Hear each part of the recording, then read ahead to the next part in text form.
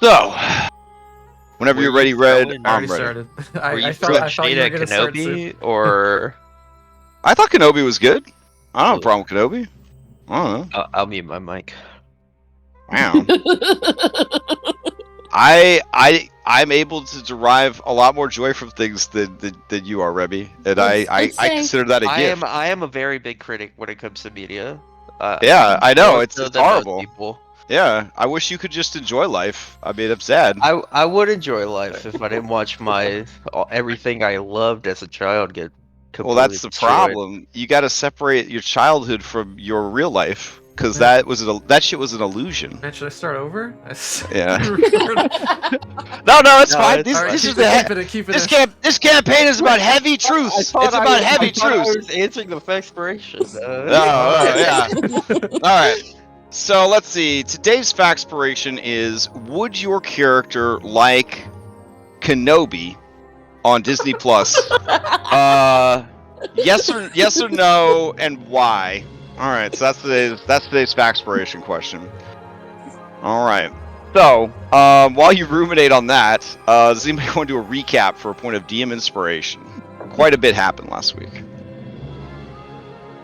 Going once, going twice. Nobody. I'm not seeing any dice thrown out in the chat. I'm really scared, so I don't remember. All right. I will go ahead and I will do it. There's a person who could definitely use some help here, so toss that over there. I had to take a nap after work, and I just woke up, so not me. All right, sounds good.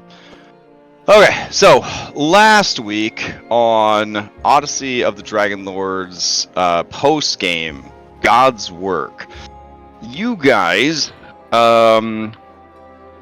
returned home from time traveling. You were in the Hollow World, which is the Underdark of this campaign setting, and you went to check to see if the labyrinthian, wizard-runed layer that contained the Myrmiki Prime was still there, only to discover it wasn't. It was just normal, natural Underdark caverns. Satisfied that your mission had been a success, you began to ask around, explore, and try to learn about what was happening in the world. And as the time stream that you had reinserted yourselves into began to catch up with you, you began to experience all the discrepancies in the timeline. The most important of which is that the fates were always hot. That was the most important one. The second most important one is that the river octopus was never a molester. He was always a very polite gentleman. And then this other thing happened that was somewhat noteworthy, and that is Anna, after the death of Kyra in the battle against Sydon, sang a song of such deep and powerful emotion that it moved even the black heart of Sydon, such that he put down his thunderbolts and made a bid for peace. But Philippocles, he of rage and war, would have none of it, and he slew Sydon. However, in the aftermath of the war, based on the impact of the battle and Anna's song, the settler races and the native races of Thylea worked hard to broker a new peace and understanding. The Isle of Yonder became a nation for monsters and giant kin, and in the intervening years, they have managed to rebuild those ancient ruins from the supplies left by the war and the military bases that were there.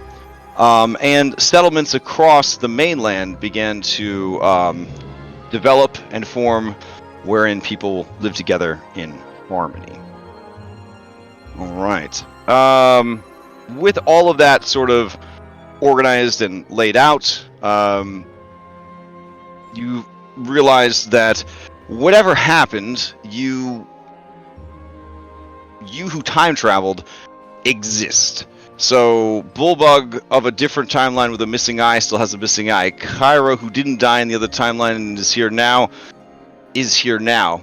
But you carry with you, moving forward, the memories of the person that was here and the person that was there. All of that's pretty heavy.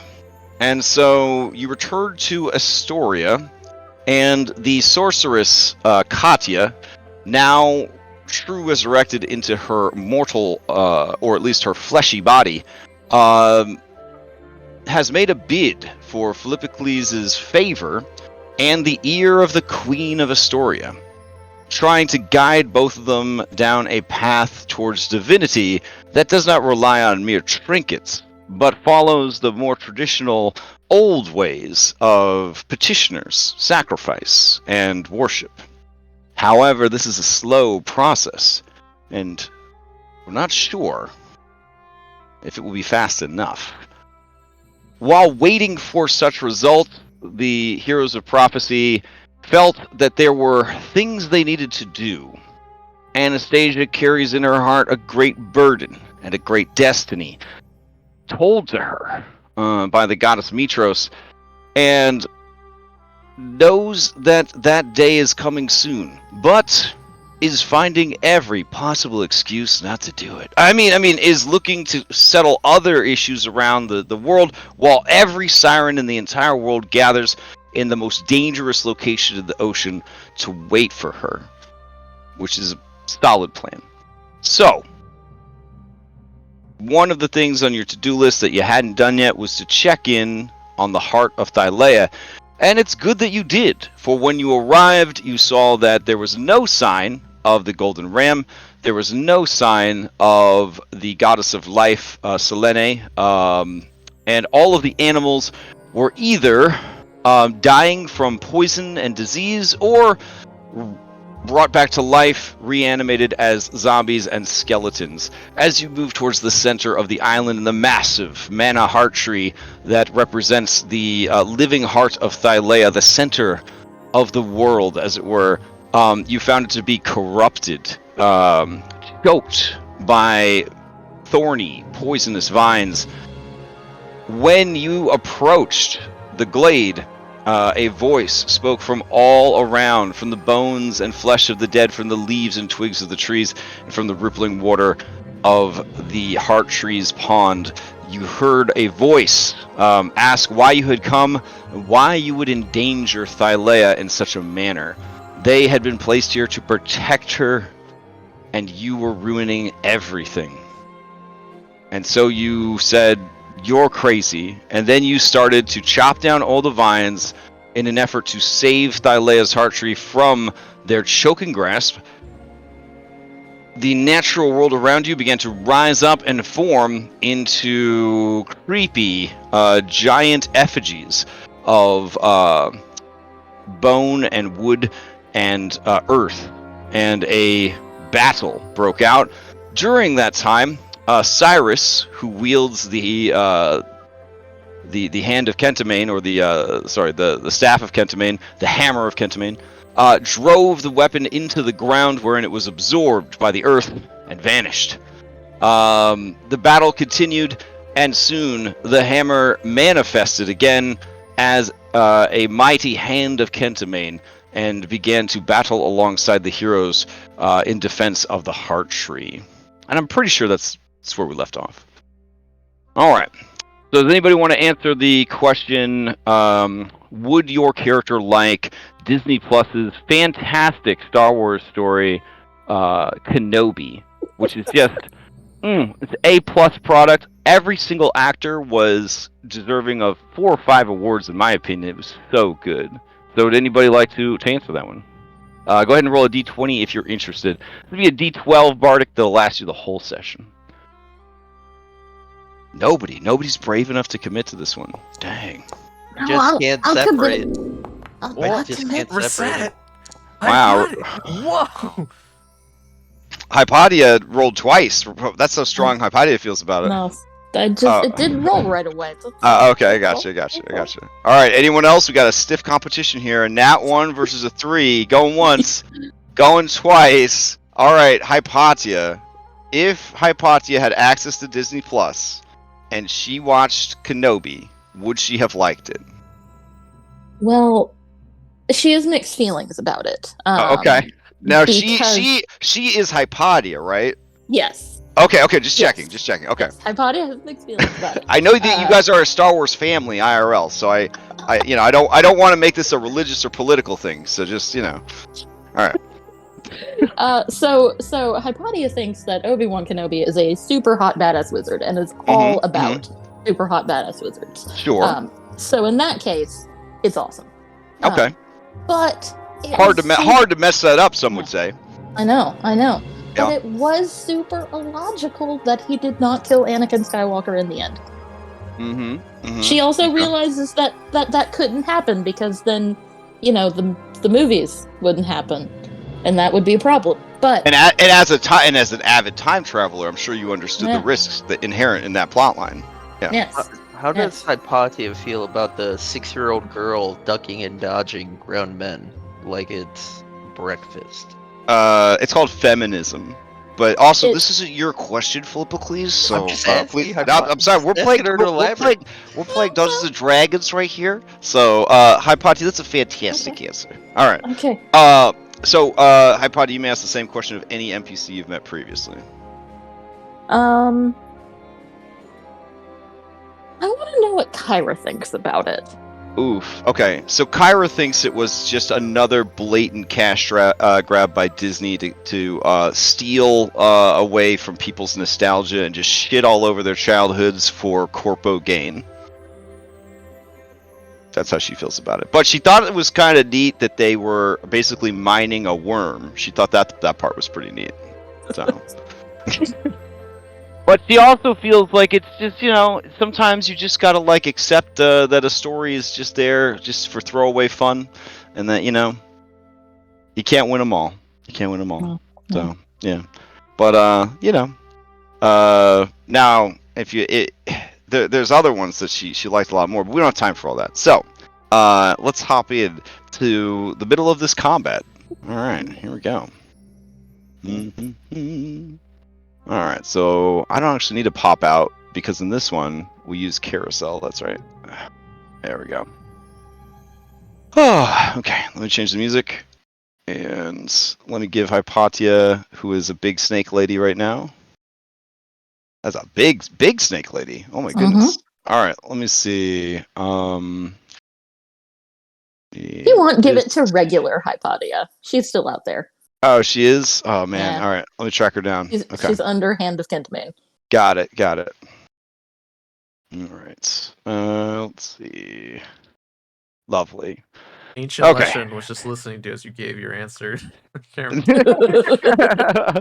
ask me. Nobody asked the lesson what was up. That's a shame. All right. Let's see. Let me grab the music.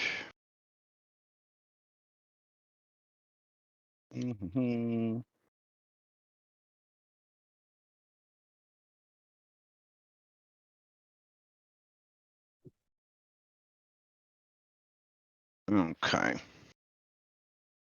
We'll try this one for a little bit. Don't know how much longer we got here. We'll see. Alrighty. So we left off at the end of the round. So starting things off is Reset. Yes. Right? Is that? Oh, everything got shuffled. Yeah. Oh, you guys rolled fresh initiative, right? Yeah. Yes, we rolled before we ended. Yeah. Yes, Okay. And that fresh initiative says that Reset's up first. Okay, so that's I guess we're on run 5. Hold on. There we go. All right. Okay. I am down here. Okay. I will hit the thorn thing. Okay. And Absolutely. yeah. Let's see. With fire damage. At advantage. Okay.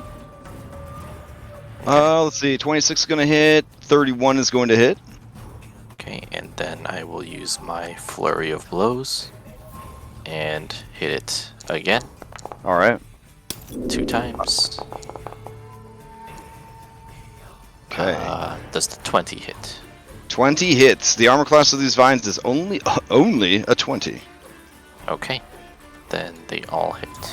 All right. These vines are barely clinging to the tree at this point, but they sustain themselves through all of that fire damage.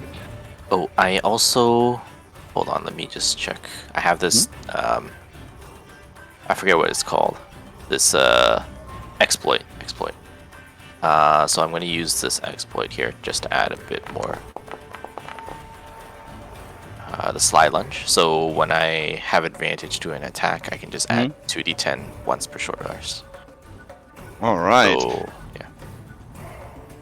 Okay, so as you stab forward with all of those and the sly lunge, you see the vines shudder and shake, and then they begin to fall down. Go ahead and give me a dexterity saving throw as they tumble down from the tree. Okay. Okay, yeah. You nimbly, with evasion, kind of tuck and roll out of the way, and they collapse into a massive heap on the ground. Alright, and then I'll fly 60 feet this way. And that'll be my turn. Alright. Let's see. Play will pass to Cyrus, but before it does, the bad guy will activate this Ancient Lesson. And I think it's funny that we randomly rolled the layer action as well. I'm just going to keep it, because I think that's pretty cool that the layer action got rearranged. Alright, so this Ancient Lesson, it's just beating up the hand of Kentimane, I guess. But you guys are dealing with the roots directly, so I think it's going to use its ability to vamp, and it's going to disappear, and it's going to reappear over here. Yeah, that'll work pretty good. Alright, Cyrus, to you. He's not here yet. He's not back yet. Oh, shit, okay. So Cyrus is going to... I know this stat block. Certainly. He's going to fly... Yeah, he's not restrained or anything. Alright, he's going to fly over to here. And didn't he get his breath weapon back? I think he did, yeah. He did, I'm pretty sure he has it. Yeah, I feel like he got his breath weapon back. Okay. Alright. Then he will fire his breath weapon through the Ancient Lesson and into the vines. There we go. Good old line. Don't hurt your friends. There we go. Alright, sweet.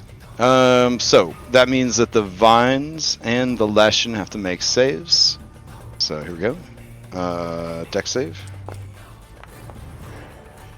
Ooh, vines fail. And the Lesson... 60 acid damage. Hot damn. Alright. Both of them failed, taking the full acid damage. Oh, shit. Okay. Alright, and that is his turn.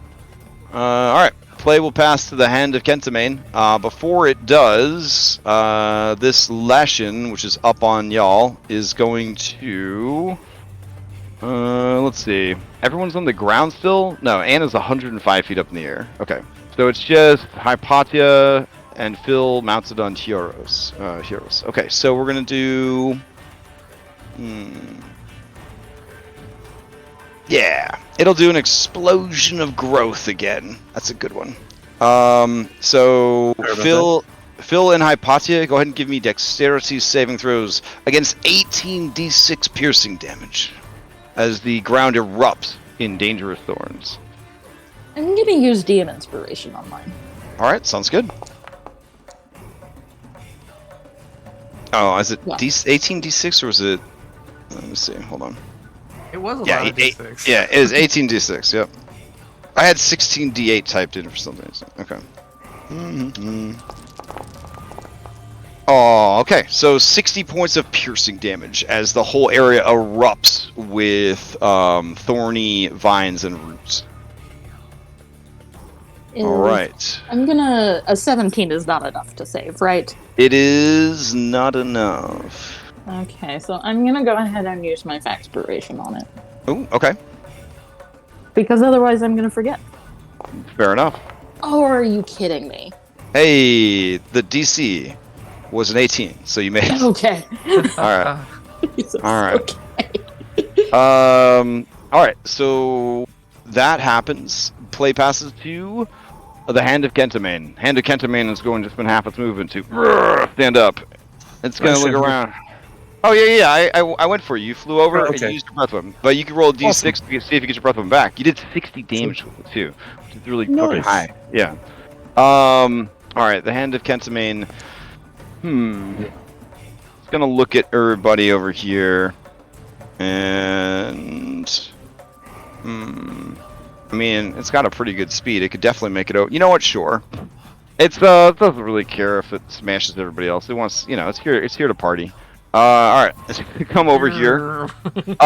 So you guys are basically fighting underneath the kaiju robot. Fucking huge legs are just...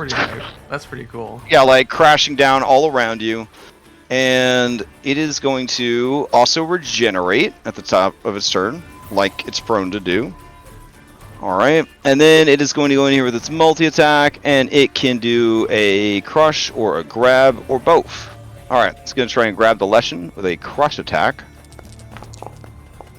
35's pretty, that hits. And then, let's see, it does 56 points of bludgeoning damage.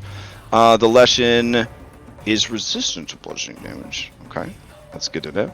I mean, they had to have beaten this guy somehow. And then, let's see. That does, however, grab a hold of them, I believe. Oh, no. He would have had to grab first. We'll see how it goes. I'm pretty sure he'll make the grab attack also. 23. 23 just manages to hit. And it's got to make a strength save to avoid being grabbed. Alright, so it is not grabbed, and it is hit with the grab and the crush, but this creature just sort of allows itself to be crushed, basically like discorporates into its like swarm form as he like crushes it, and then when it's done crushing, it just reassembles itself. Alright, and that is its turn. It will pass to Phil, and it is I'm out of Paragon actions. So Phil, you're up. Alright, yep. Here is 2 attacks at the vines. Recklessly.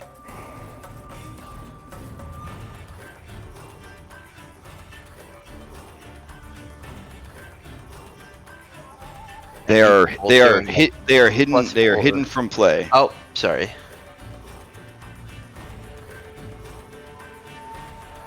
Alright, both of those are going to hit. And they each deal an extra 4. Okay.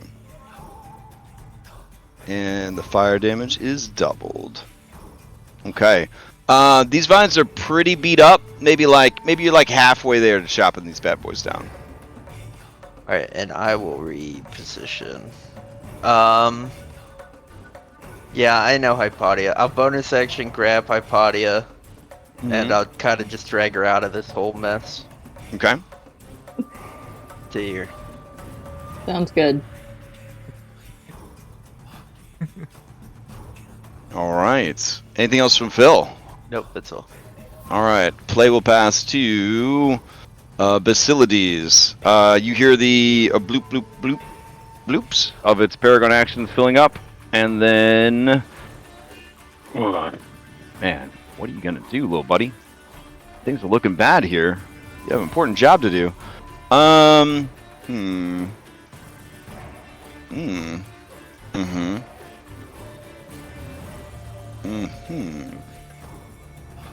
Okay. Let's see.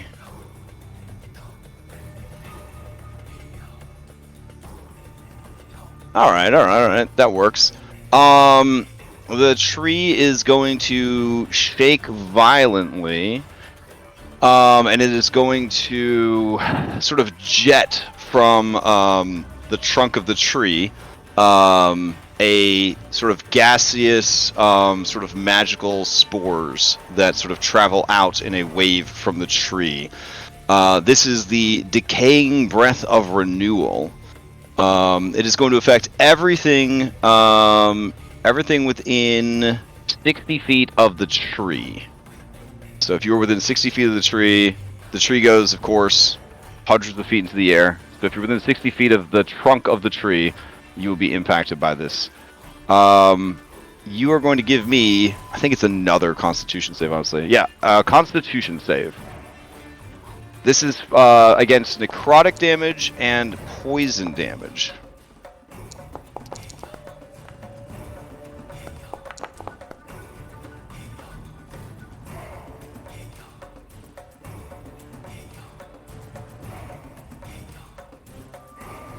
Alright. And let me roll for the handy Kentimane. I think it's got it in the bag, but we'll see. Oh, yeah. Okay. Alright. So, Bill, are you rolling with advantage? No? Yeah, I roll all con saves with advantage. Okay. Then you just make it. Marilith Hypatia, you make it. Cyrus Dragon, you make it. Reset, you do not make it. Anna. Are you doing a 29, Anna? If you said it was magical? It is magical, okay, yes. Then yes, I have 29. Okay. Alright, then all of you, including Kentimane, make it. So, you take half of the necrotic damage. The necrotic damage is 60-12. And then, so that's 48 necrotic.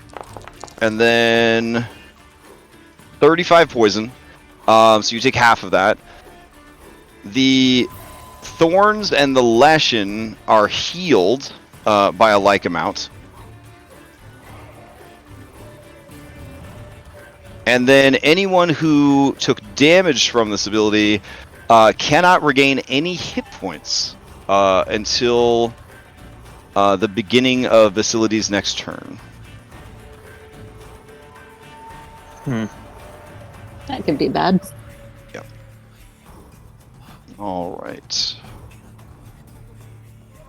And then that is Basilides' turn. All right, that takes us to the layer action. All right. For the layer action, vines begin to rise up from the earth. Anyone who is on the ground needs to give me a DC 23 strength save.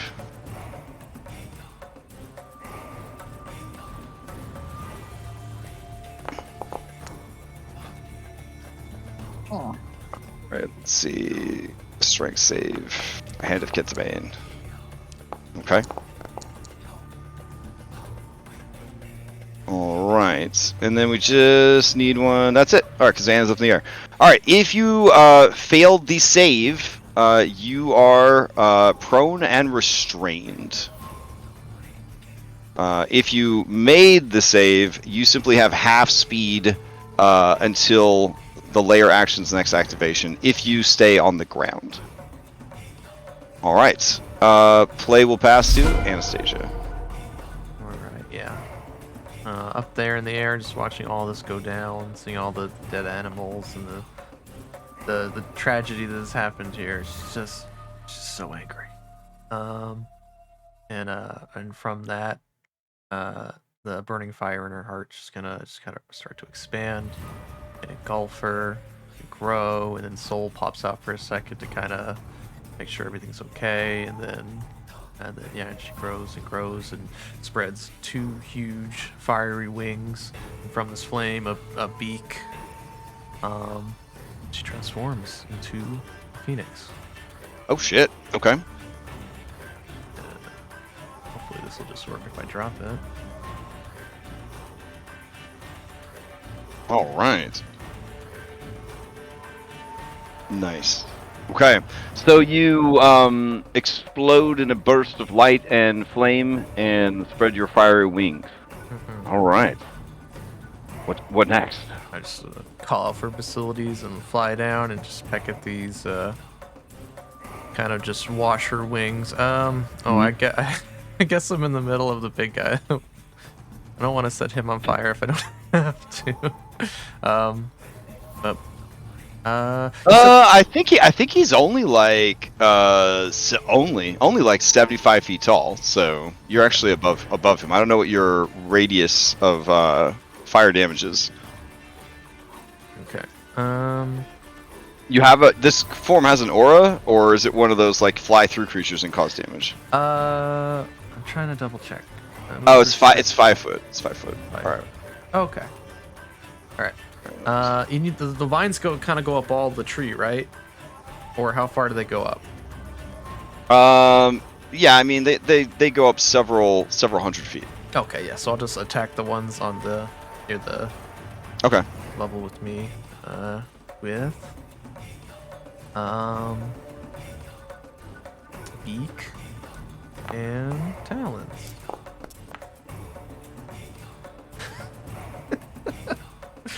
Oh well. What happened? Nothing. Okay. A 20 does hit the vines. All right, and all the attacks of this form are fire. Fire. Okay. Yeah. Nice. I have access to all my other stuff. I think that's all they get. One beak, one talon. Okay. Got a swoop. No, those are legendaries. Can't do that. All right.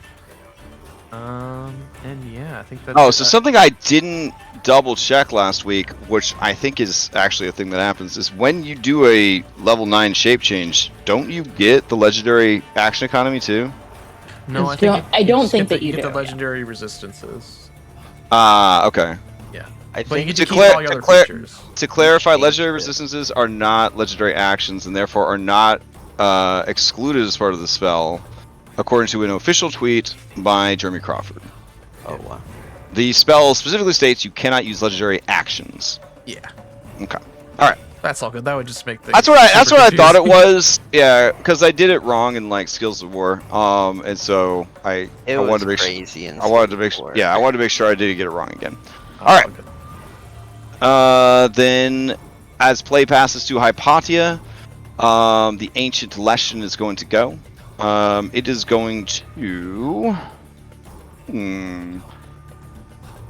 Man, there's really not too much it can do to you guys. I mean, it's trying its best. It honestly, God, it's trying its best. Let's see. Okay. Yeah, sure. It will use its multi-attack.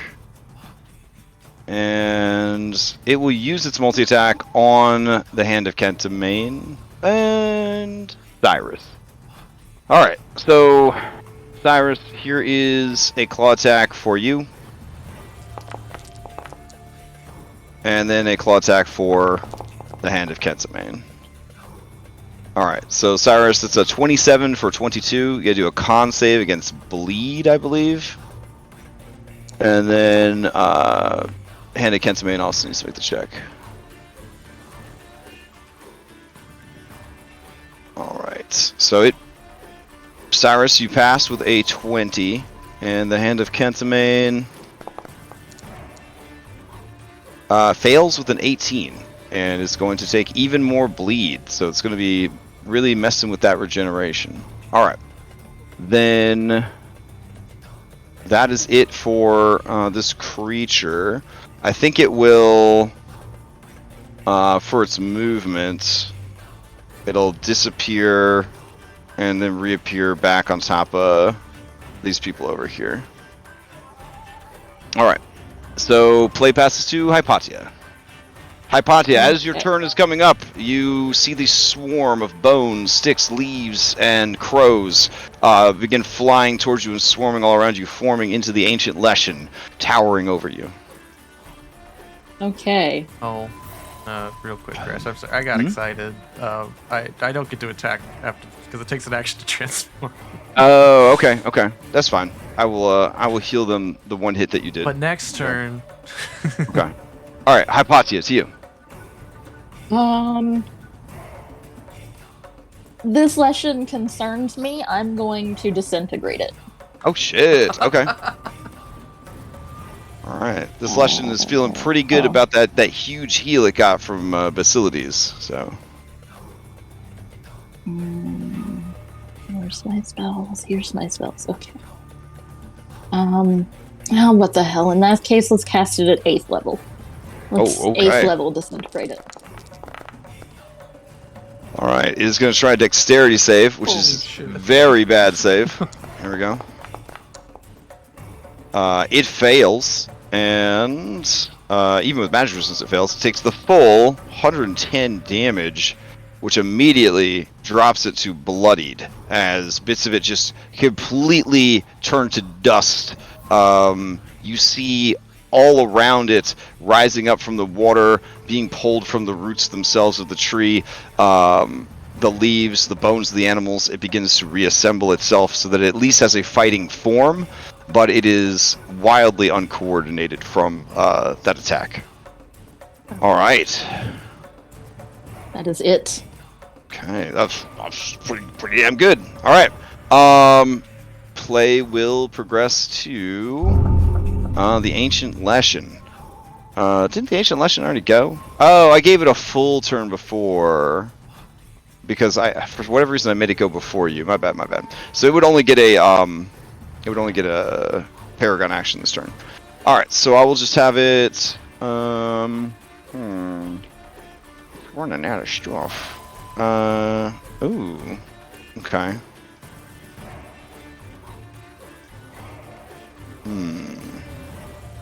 Yeah, it's just going to attack. Yeah, okay. It'll just attack Philippicles. So, here we go. Alright, They both hit. Oh, I think it would only make the one. I've only been giving it one attack on its Paragons. Okay. Yeah. Okay. So 27. A con save. Okay. Oh, no problem. All right. And play will pass to reset. Okay. So you said earlier if we're on the ground, it's half movement. If I'm flying, like whenever I move, I fly. Does that is that still half movement?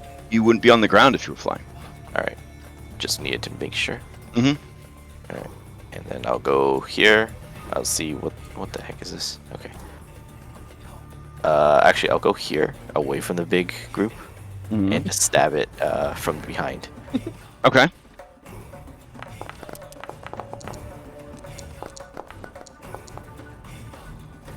And Right. I'll add advantage, and I'll fire. Okay.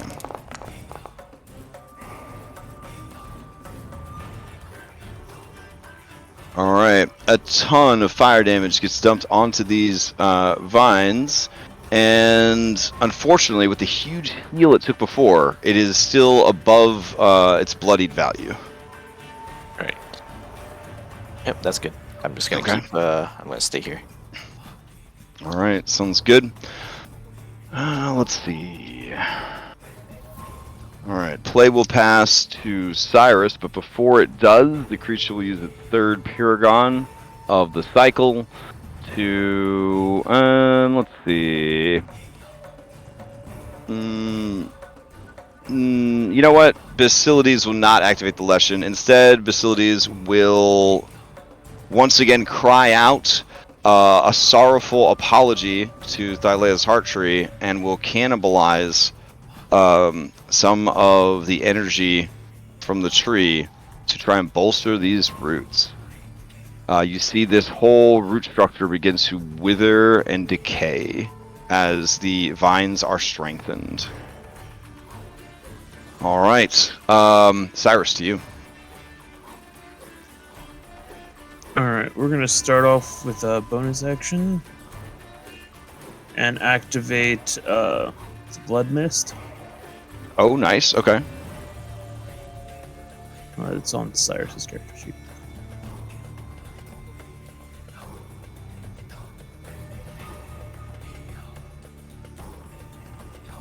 The Venn diagram grows larger. There we go. Okay. Yeah. And I am going to choose Thylea's tree, specifically just the Thylea's tree, that's friendly to regenerate from the aura. Oh, very nice. Okay.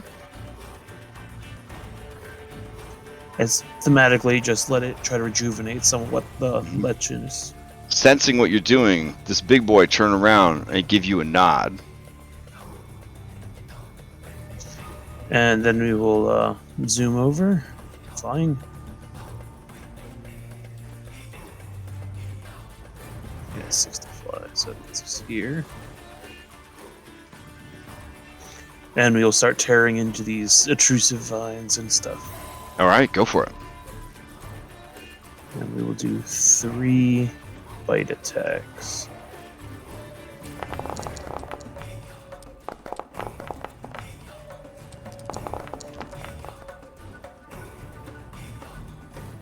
I roll horribly tonight. Alright. Okay, so 15, 16 do not hit. The 20 does hit with the bite.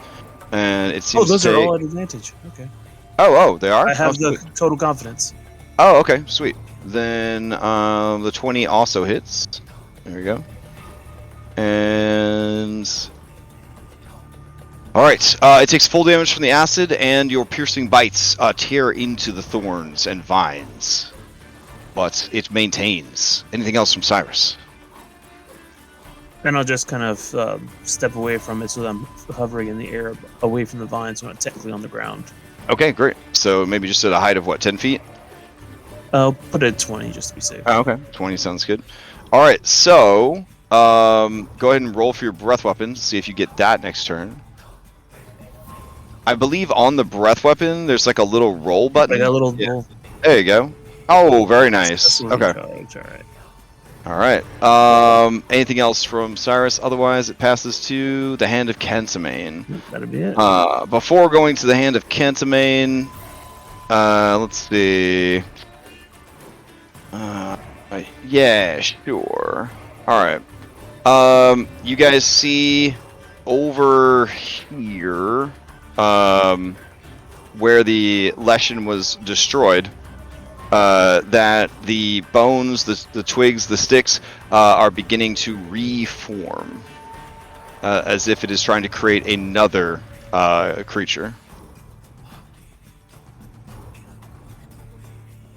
So I will put one in for now, but it is not activated yet.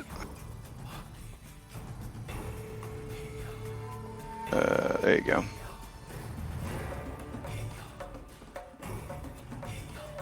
Okay. So, Hand of Kentimane. Hand of Kentimane.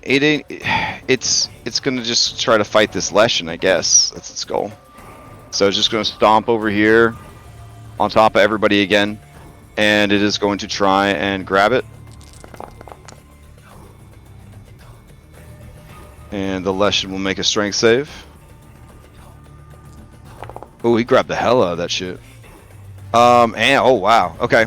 And then it's going to try and use Crush. Red, sounds like you're driving your car right now. I don't know what the background sound is.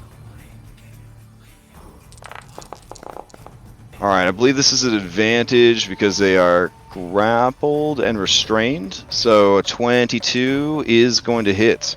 Alright, so the Leshen takes half from both, but it was a nice big critical hit. And it is grappled and restrained. Okay, and it is dead. It is crushed within the grasp, having been mostly disintegrated by Hypatia. Alright, play passes to Phil. Alright, I've got Hypatia grappled. She's restrained on the ground. Is it an action to break her out? It would be an action to break her out, yes. What is the... Does Hypatia look like she wants to be broken out? Or does she look like she wants me to kill the vines? I mean, you guys are on Kill the the vines. network, you just talked to her. I'm probably okay right now. Okay. Yeah, I'm okay right now. Phil, let's go. Okay. He's gonna do like that thigh hug on Heroes and fly into the air. Okay. And he'll make 2 reckless attacks at the buds.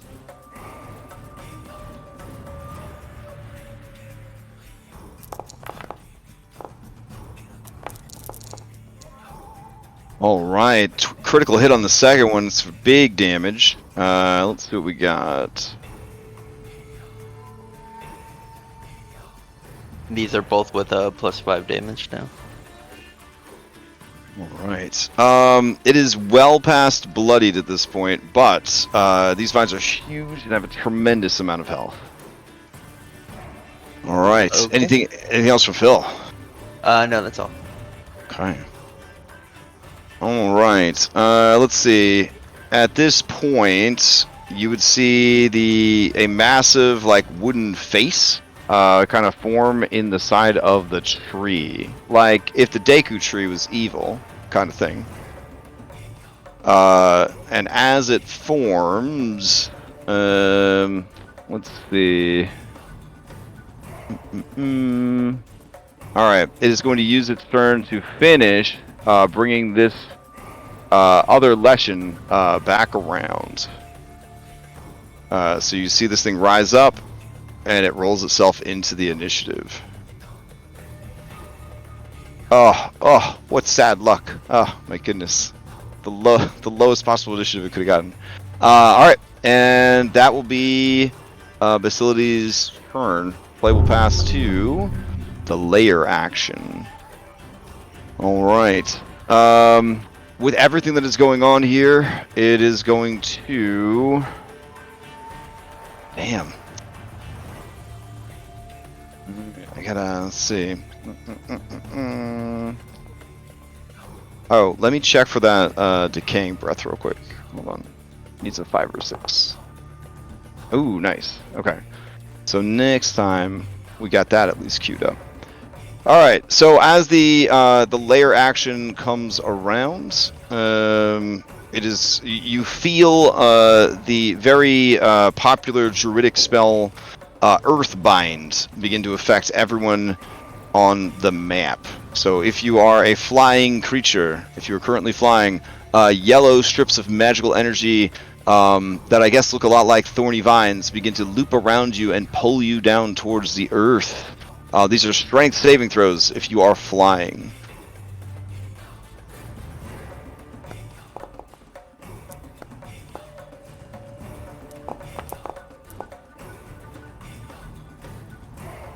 Right. Oh, I accidentally rolled a dex save. That would have been 30. A 30? Okay, a 30 is enough. Let's see, Phoenix, that is not enough. Cyrus, 18 is not enough. Alright, so let's see. This is... one creature you can see within range. Or it's flying speed. Okay, so this actually would be anybody that wants to use a flight speed would have to make saves against this. So I guess we're set. Since this is a 1 minute long effect, just moving forward, if you try to move via flight, you'd have to do this. On the bright side, the vines in the ground are no longer making everything difficult terrain, because it switched out its layer action for this one. Alright, so that means if your speed is reduced to 0, you descend 60 feet per round until you reach the ground. But you want to use your legendary resistance, right? I think I want to do that for that. Okay. Please. Okay. Let's see. Cyrus, do you use a legendary resistance or no? Or you just are you tracking them on your Cyrus sheet? What's the? No, I'm gonna just take. Yeah, it's not really the end of the world for you to have to land. Okay. Then play will pass to Anastasia. Okay, now that he's finally revealed himself, she's gonna fly off this way, and as she does, kind of like fiery feathers kind of trail off of her, like the radiant flames kind of drift down to the ground. As a bonus action, we're gonna throw some healing on this vine that just got hurt, which will be this much. No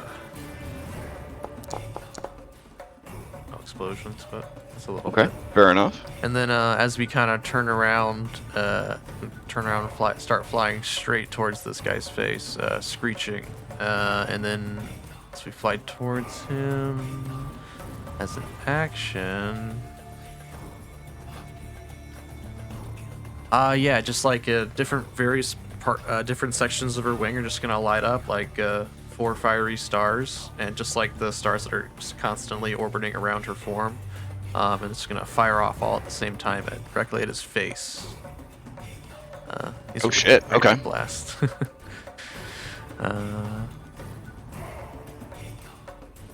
Let's go. I go. 1, 2, 3, 4.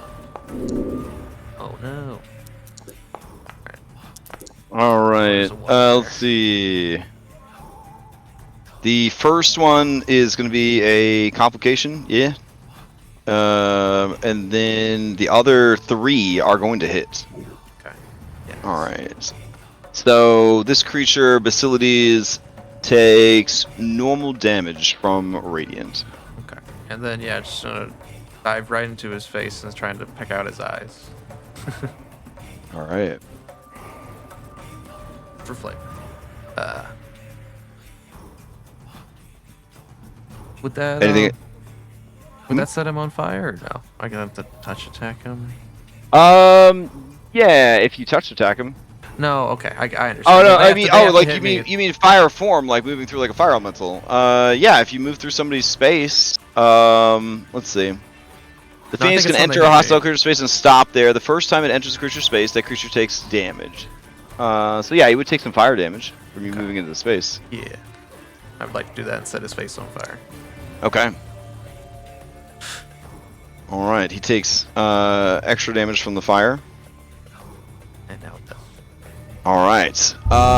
As you are in his face, and he sort of ignites from your fiery presence, he lets out a sort of panicked cry and says, "No, no, everything is ruined!" And it will use its Paragon action to pull back into the tree, leaving the fire to kind of burn against the outside of Thylea's heart tree. All right, Hypatia, to you. Okay. Can I opportunity attack him, or is he just so big? Yeah, you can. I mean, you could opportunity attack him if you want. Yeah, I want to peck him. If you want to use your reaction for that. Oh, that's not it. I'm sorry. Here we go. Ah. Okay. Okay.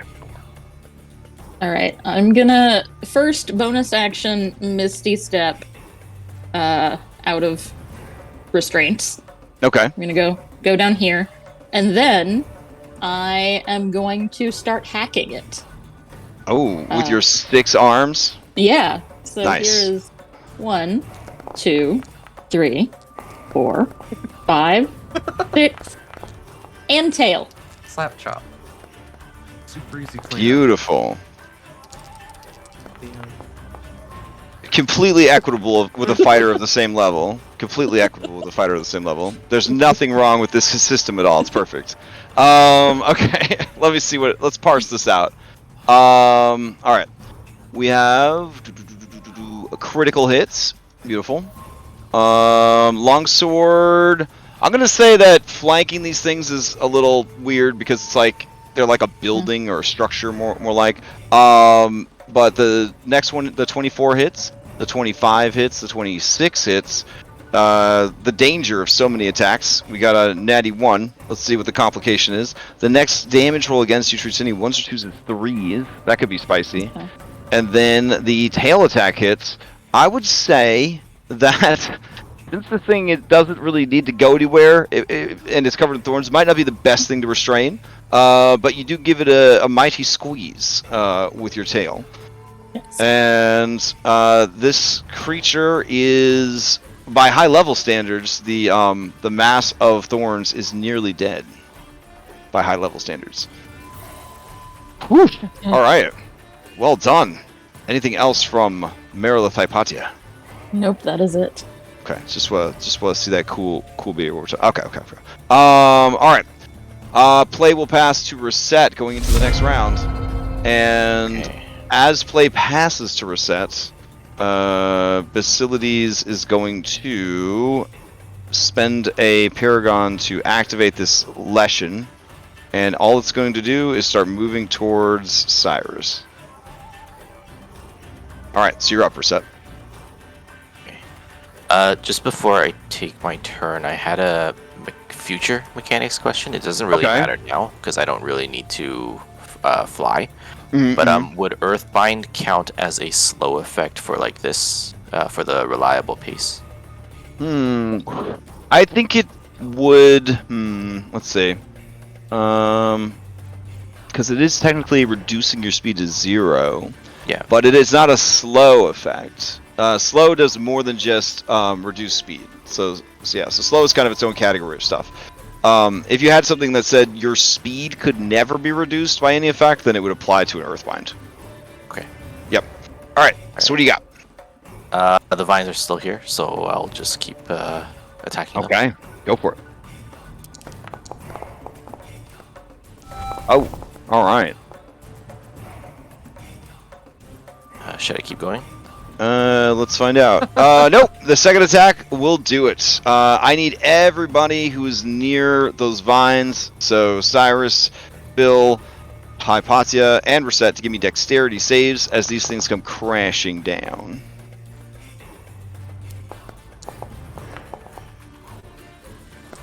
All right. The DC here that you're looking for is a 23 as these things come crashing down. Nope. I have advantage on this one. Oh, okay.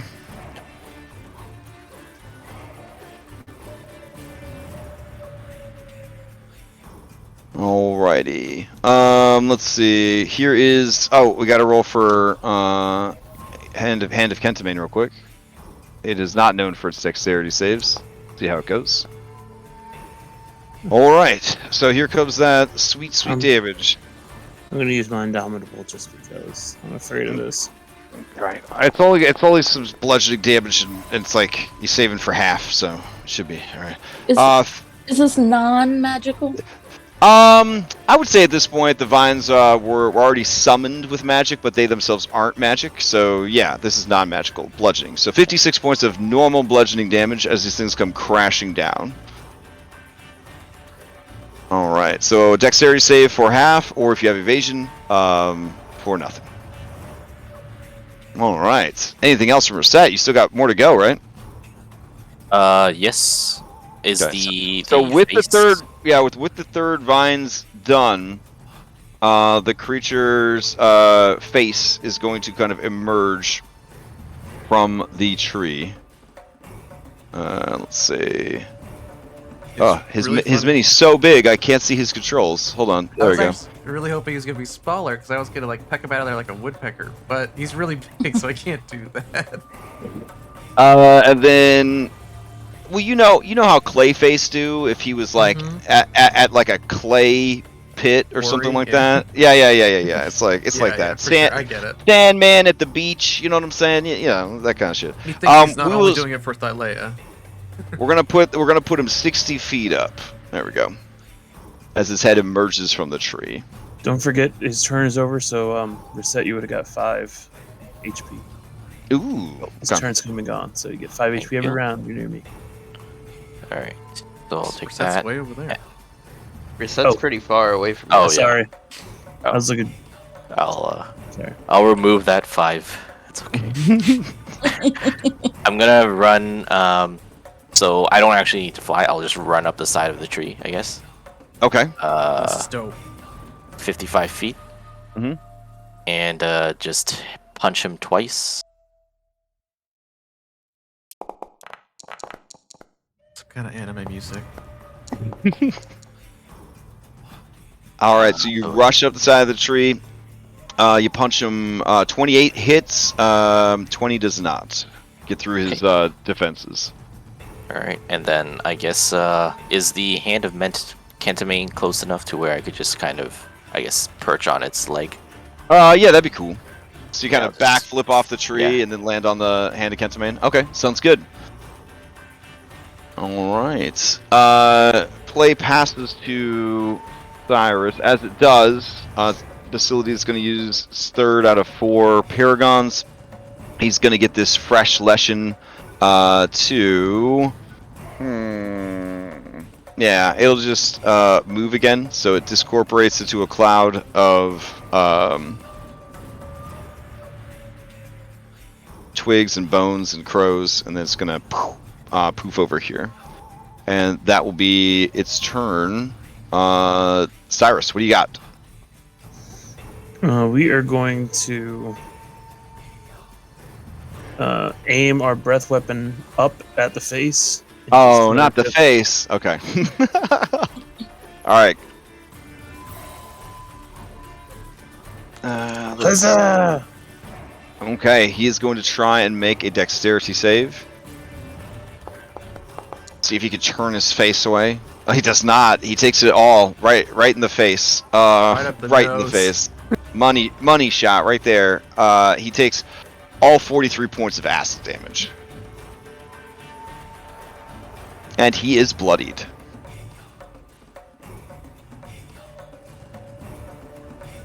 Alright. At the end of the turn I can roll to see if I can recharge it, right? Correct. Yep. I think it's better to just do it at the end of the turn, then you can plan around it, and other people can plan around it, that sort of thing. So it's a habit. It's a habit I've managed to build just in time to retire from D&D. No. I got another year left. Oh yeah. Oh, if you action surge. Action surge, it wouldn't work this turn because you only check at the actual end of your turn. Yep. That's what I wanted to verify. All right. Anything else from Cyrus? We'll start clawing up the tree. Okay, with your action surge? Okay. No, just some actual movement. Like, we'll start climbing. Oh, you're going to start climbing up the tree. Got it. Okay. Alright. As play passes to the hand of Kentimane. Let's see. Yeah, sure. Basilius is going to activate this Ancient Lesson. And the Ancient Lesson is going to make the ground right there explode in 18d6 points of piercing magical thorns as they burst from the ground. So, let's see. If you are within, 20 feet of the ground, I need Merilith. Phil, are you still close to the ground? Oh, you're 80 feet up. Okay. So it's just going to be Merilith and Hand of Kentimane. All right. Dexterity saves. Ooh, Kentimane does not make it. I'm gonna use DM inspiration on mine. Alright, sounds good. Doesn't Merilith have magic resistance? Oh, well, yeah. Yeah. Magical? Okay, well then never Oh, mind. yeah. These are magical thorns and stuff. Alright, so 23 definitely makes it, so you're gonna take half the damage. Here we go. I make it 2, right? Because I'm on Kentimane. But you are definitely more than 20 feet off the ground. Like, Okay. so much of this fight is like things that are on the ground, getting messed up, which is part of why one of the layer actions is to try to stop flying. 72 points of magical piercing damage. So you would have it with the successful save and then have it again. No. All right. It wasn't enough. It was halved and halved again. Damn. All right. Oh wait. It was not magical damage. Sorry. No, it is. Oh, you're right. Sorry. It is magical damage. You're right. Okay, Yeah, because you use your magic resistance on it. Yeah. Okay. Yeah. Okay. Then. All right. So you womp back to your normal self, or you?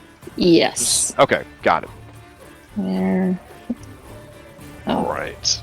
Well, then that could be really bad because the Ancient Lesson's up next. It's actual turn. All right. But Hand of Kentimane needs to go. Hand of Kentimane, the best thing it could probably do for you would be to drag this Ancient Lesson away. Because he's not really a helping people, healing people kind of guy. So he is going to try to grab the Lesson. Oh, very nice. Didn't get the crit, but he did hit him. The Lesson will try to make a strength save. It's got a pretty good chance of making it. Ooh, it fails with a 21. So it's going to take the damage, but halved. But then the Hand of Kentimane will just sort of drag this Lesson away from you guys. Chaos out of nowhere. I bet Kentimane will watch wrestling. Oh, sure. Yeah. So I reset. You have to make an important decision, I guess, or not, because you get carried away with him as he moves. So yeah, he's going to grab this thing in like 2 of his fingies and begin to crush it against his body. And he's going to kind of, it looks really creepy. He's going to go up on his back 2 fingies, and then he's going to start like kind of leap through the air, and then he's going to flat hand try to smash the Leshen into the ground with this crush attack. He's a big fan of Thing from Adam's Family. Favorite character. So he's going to leap up and then smash the Leshen into the ground. And it takes half the damage. There we go. But it is grappled and restrained, so it will have to discorporate to kind of get freed. Alright. That is its turn. And it is out of Paragon actions from its boss. Its turn is up. It is going to... Acting independently, it is going to disappear, and then it sees that Cyrus is trying to climb up after its boss. It also sees that Phil is trying to climb up after its boss, but it's going to have to settle for Cyrus. So it's going to disappear and appear below you, Cyrus, and it's going to reach up with its claws and try and grab you. Well, not grab you, just slash at you. So here's the first attack. And here's the second attack. Alright. Second one will get me. Okay. And then, let's see. Technically, it gets a root strike also, but that is only... It targets 2 creatures they can see within 90 feet of it. What DC did I need for the... They are 20. DC 20 to avoid the bleeding. Okay. And let's see. Multi-attack. Uses its root strike and then makes 2 claw attacks. You can replace 1 claw attack with Murder of Crows. Yeah, it fills within 90 feet. And I don't know. Reset's over there on the thing. So yeah, it'll do 1 root attack on Cyrus, 1 root attack on Phil. So here comes the roots. For this, it is a DC 20 dexterity or strength saving throw. Very, very low damage, but the idea is to try and knock you prone. Alright. So Cyrus with, looks like a 16. 19, I haven't rolled a critical yet, so... Oh, 19, okay. The DC is 20. The penalty for failure is you're going to be knocked prone, which means he'll knock you back down to the ground off the tree. Bill, you make the save, so you just take half the damage and then halved again. So, damage threshold and all that jazz.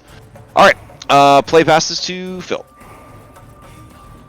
Okay. How high up is this tree person? His chin area starts 60 feet up. So his actual miniature is only 60 feet above the ground. Okay.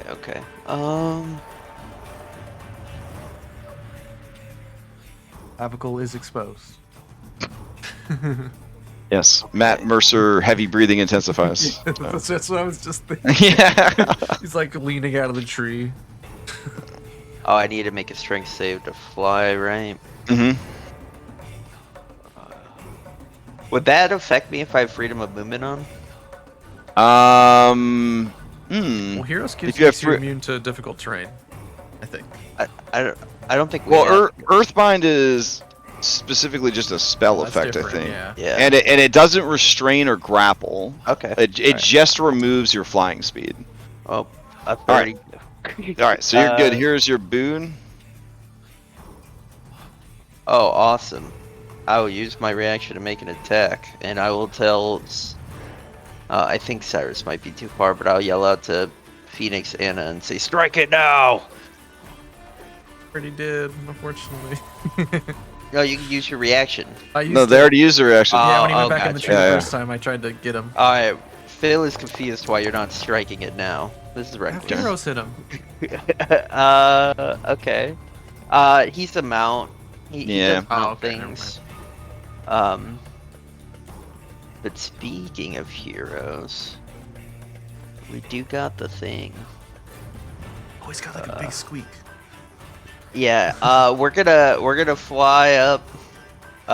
Phil makes that attack with the great sword, and then Heroes is gonna start squealing, and he's gonna do his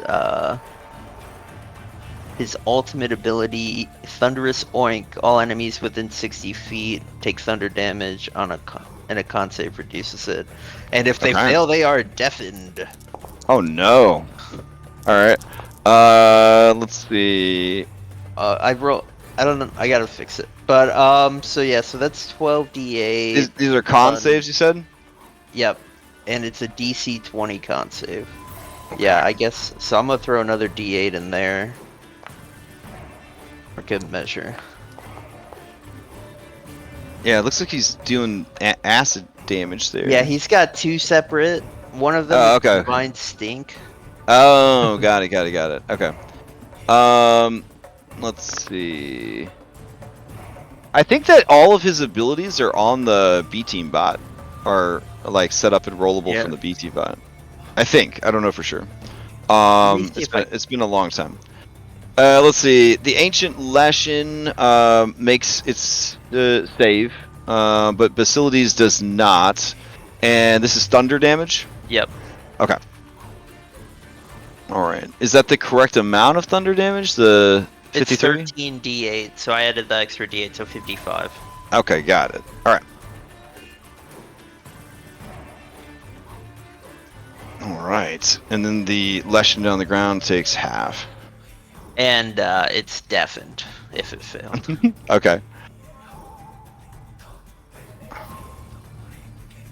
Alright. It's just like if you're playing Sword and Shield and they Mega Evolve or whatever, and then it breaks your speakers because they didn't.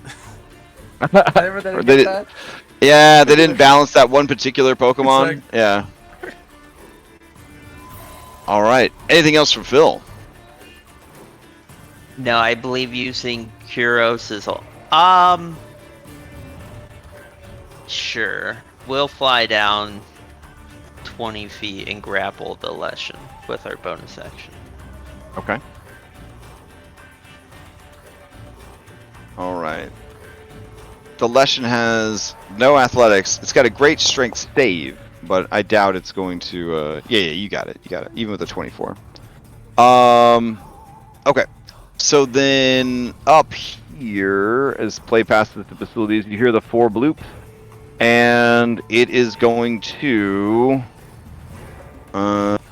yeah, it is going to open its mouth, and then you see this horrible cloud of noxious spores just going to come out, and they swirl around the base of the tree. Same deal, if you're within 60 feet of the tree, you got to give me a Constitution saving throw.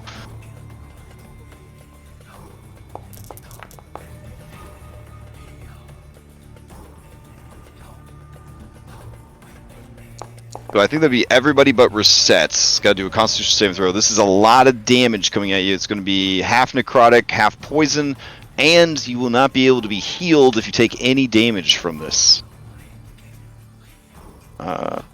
Alright, here comes Le Damage. Here's the necrotic. 46, and here is the poison. Oof. Alright. Oh, critical. Oh, okay, nice. That means I lose my... Oh, okay. Well, here's your boon to end it. Okay. So when I succeed on a Constitution save, I can roll a hit dice and heal from it. This deals damage and prevents it. I'm kind of just asking about the order of things. Since as I pass the con save, can I roll the hit dice and heal, or would I not be able to heal? Well, the damage would trigger the reaction, but as part of the damage, it basically chill touch. It basically shuts down healing. Okay. So you would not be able to Alrighty. use it. Yep. Good question, though. All right. And then that would allow the Leshen to heal that amount. So.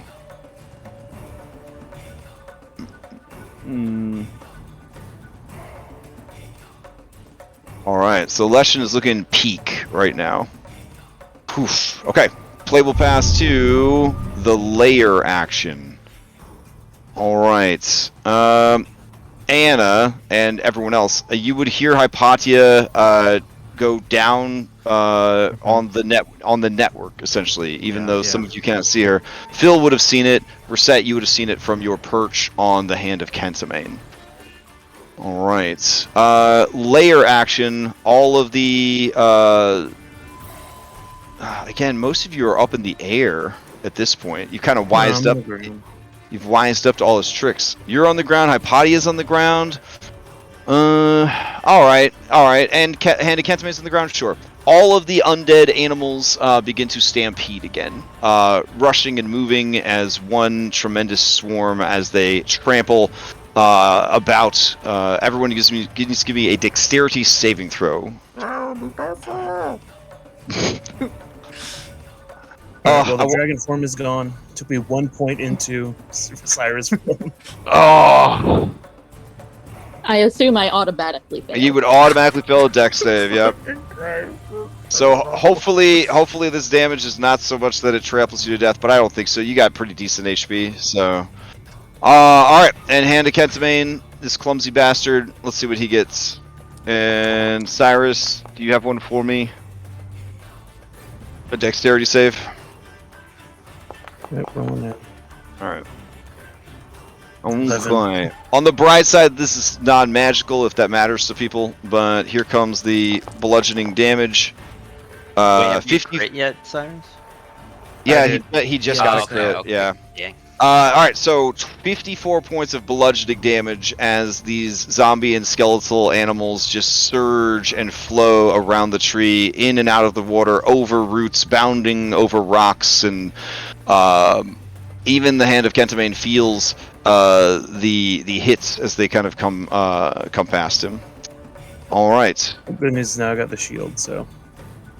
Now, Reset, you do see that the Hand of Kentimane is bleeding out from these wounds, and its regeneration does not seem to be able to heal the bleed, so they're kind of balancing each other out. But unless the Hand of Kentimane receives some healing to get rid of these wounds, it is not going to be able to regenerate back its health, which may be a hint of how they were able to defeat him initially.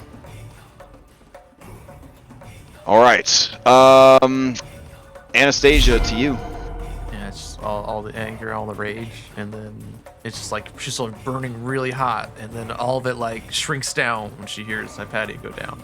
She looks over, and we're gonna dive through his face to set him on fire. So we're gonna go get Hypatia before she can get here. All right. Oh, could you stick my Blood Mist aura back on this Cyrus model? Because Blood Mist is still going, it's just tiny. Sure.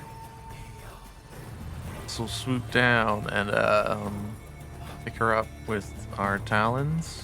Okay. Do you have something to mitigate opportunity attacks? Otherwise, this dude. Yeah. Oh, you have flyby? Yeah. Okay. All right.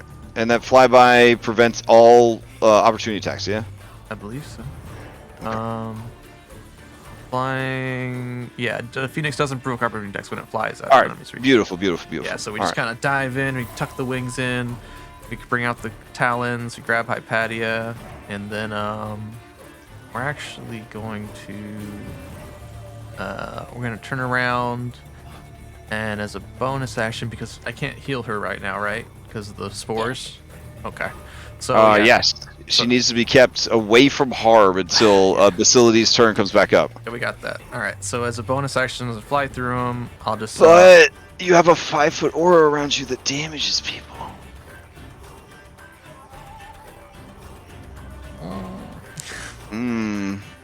Neither here nor there. All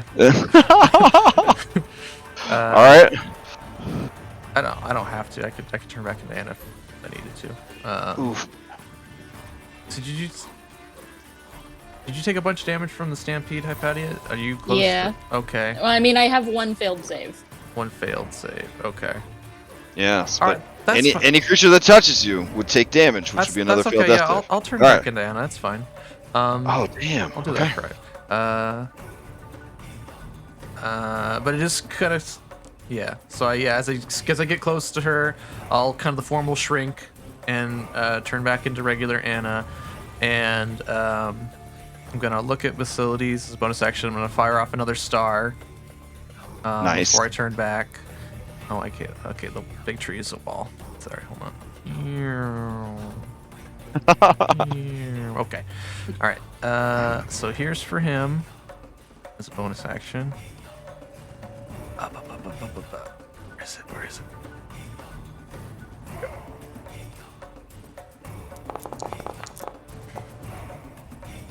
24? Oh yeah, 24 definitely hits. He takes full damage from the radiant. Okay, the Anna Swarm shrinks down, and then she's gonna pick up Hypatia, and they're gonna disappear in a flash of fire. Oh, hype. Okay. And we're gonna go 500 feet up, or wherever. It's All dimension. right. I'm casting Dimension Door. Sounds good. Yeah, get her out of danger. Okay. And we can Right. fall as fast as we need to, Hypatia, if we want to get back in. That's true. As play passes from Anna to Hypatia, before Hypatia makes a pivotal death saving throw. Do you need to make a death saving throw, or did you pop her up? I'm teleporting No, us as far as we can go. Yeah, Oh, because I can't 500? heal until. Oh, right, and you can't heal. So this is pretty pivotal, as long as you don't get a nat 1, you know what I'm saying? Alright, so Phil, this creature is going to... you know what? You're right up in its grill, right? Or you flew down to grab the Leshen? Well, you've said its chin is 60 feet, so I'm holding the antlers of the Leshen. Okay. Heroes is also holding the antlers of the Leshen, and I am right at this thing's face. Alright, then Basilides is going to bite at you. With its Awesome. life-draining bite. Very cool. Alright, so let's see. Basilides is going to try to do a chomp. Here we go. 29 for 27 piercing and 13 necrotic. That hits. Alright. As a life drain attack, your max HP is reduced that much, and then he is going to heal that much.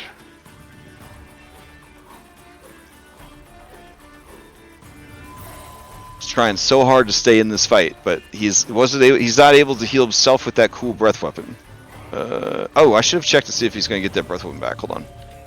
5 or 6. Okay. Alright. So, Hypatia, to you. Death save. Okay, I'm gonna use DM Inspiration on it. Smart. You get Good Anastasia move. Inspiration if you don't. Oh, you get Anastasia Inspiration. There you go. Okay, I'll Anastasia Hypatia, Inspiration wake then. Don't die Okay. on me. Just in case. Hello? Is it a 20? Is it a Yeah. 20? Aw, very No. nice. Alright. That's good. Didn't die. That's good. This would be a rough time Okay. to die right now. Okay. Especially in this particular situation. Whew. Okay. Man, swapping out characters this close to the end would be such a pain. Alright, play will pass to Ristet. I guess, yeah, Phil, he's just gonna try, and outpace the damage you guys are dealing by eating you as quickly as possible. So, this is like, this dude has suddenly gone into full, buffet mode. He's just like nomming on you, just trying to eat you and sweet bacon, and he's just, yeah. Okay, so we're gonna get into a weird territory here where I'm Uh-huh. gonna start rolling con saves, and Okay. the damage he's dealing is gonna be less than the damage I'm taking. Okay. So I don't know if it's like he heals for the damage done, or if he just heals for the damage of the attack, regardless of the damage Ooh, done. that's a good point. He would heal for the damage that's done. Yeah, but you're. Alright, I will I let think you're you the know. only thing nearby that he could eat. Yeah, because I'll let Cyrus you is out know. of range.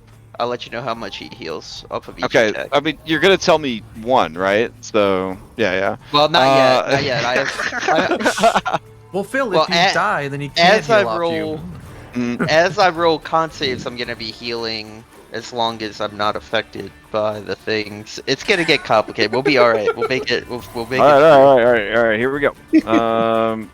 Well, it is Life Drain. Life Drain is their max HP is what you're healing, right? Oh, I mean, yeah, if he gets, he has a lot. Yeah. Of Okay. Yeah. Like, let me. Let's Next see. question: Oh, yeah, it's is eating the off your life max. being Yeah. drained by the necrotic or all of the damage? It is all of the damage that this dude is dealing, because high level. Yeah, because high level. All right. Here he goes. Yeah, he's gonna try and chomp. So, here we go. Ooh, but an 18 because you were reckless, right? Oh, All right. darn. Okay. Chip his tooth. Aw. That's a 23 piercing with 13 necrotic. Okay, so the damage. But yeah, give me the total max HP that he would have drained. Okay. After you mitigate it. Yeah. Oh wait, because that also goes down by mitigation. Oh wow. Right, so I take 11. So I take. So I'm taking 15, but he would have done 24. Got it. Okay, cool. And here's my first con save. I'm good. Okay. Now we're set to you. Charge. Okay. So how tall is this giraffe? 75 feet. Oh, perfect. So I'll just I'll run straight to the top. Uh-huh. My God.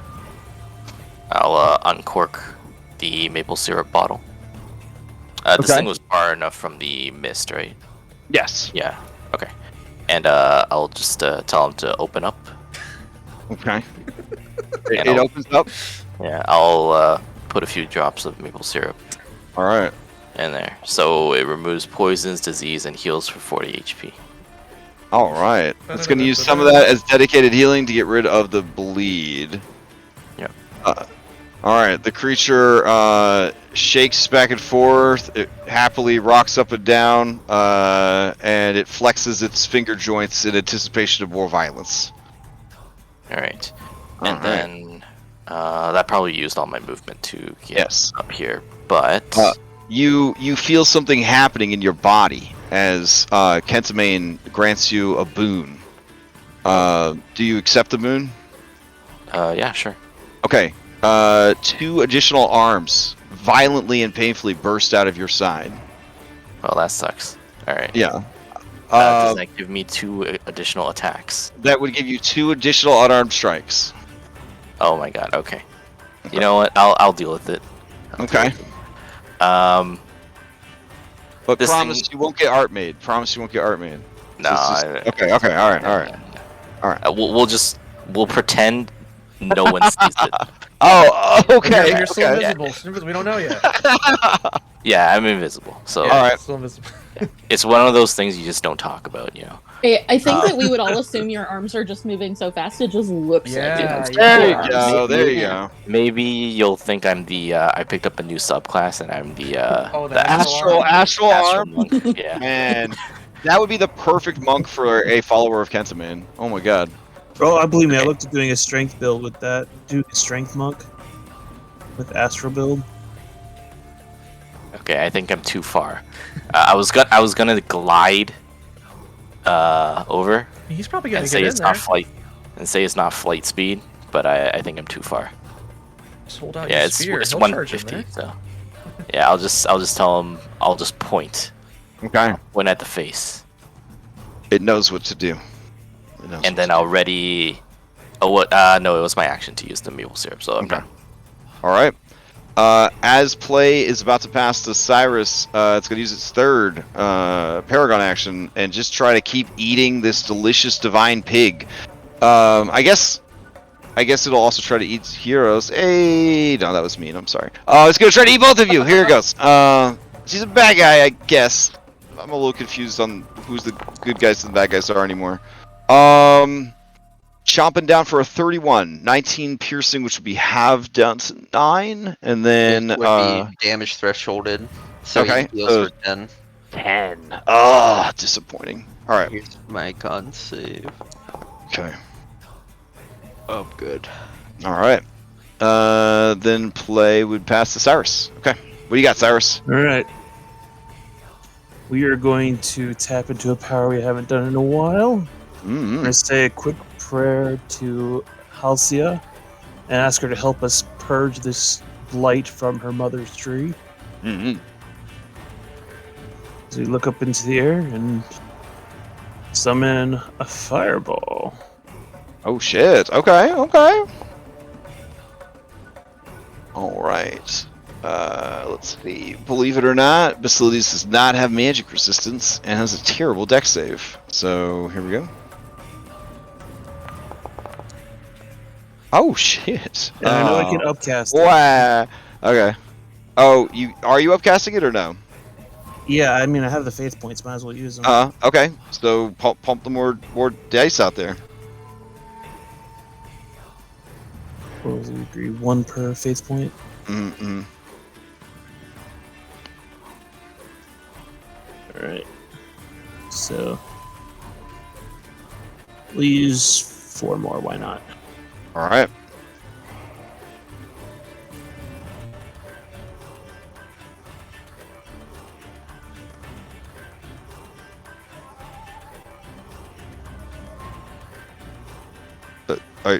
Are you rolling them? Sorry, I'm just trying to. Okay. This.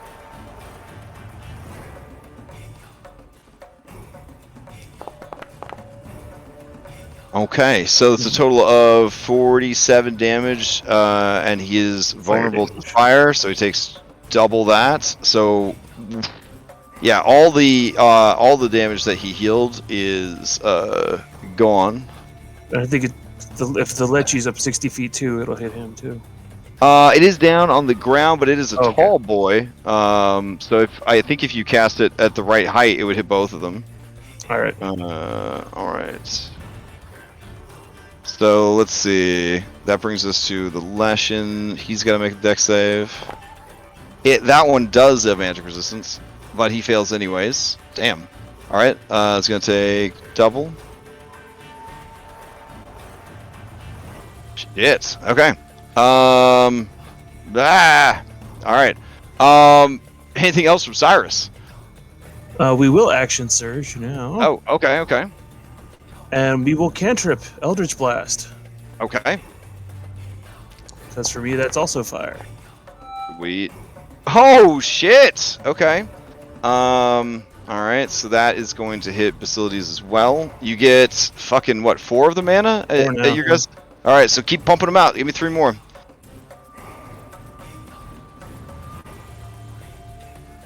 Thinking about a macro that just posts one thing to chat and just has all the attack rolls and all the damage. You know I would. You know I'm lazy when I'm a player. This guy's armor class is quite high, so that's not going to hit. 17 doesn't hit. 20 does not hit. All right. So the first one follows up the fireball for additional fire damage, but at that point he kind of withdraws as far to the tree as he dares, and the other 3 bolts kind of fly by, and then he sort of moves back out into the fray. Whew. Okay. That will bring us to. Let's see. Okay. As this guy's getting ready to go, Basilides uses its last Paragon action, and it is going to try and... Shit, man. What else you got, bro? Let's see. Yeah, you know what? For sure. Okay. He's going to activate Miasmal Flow. And Phil, you watch as this creature that has been trying to feast upon you turns into a sickly, roiling mass of insects, spore, pollen, and almost like slimy mist. And as it does, it seeps back into the tree.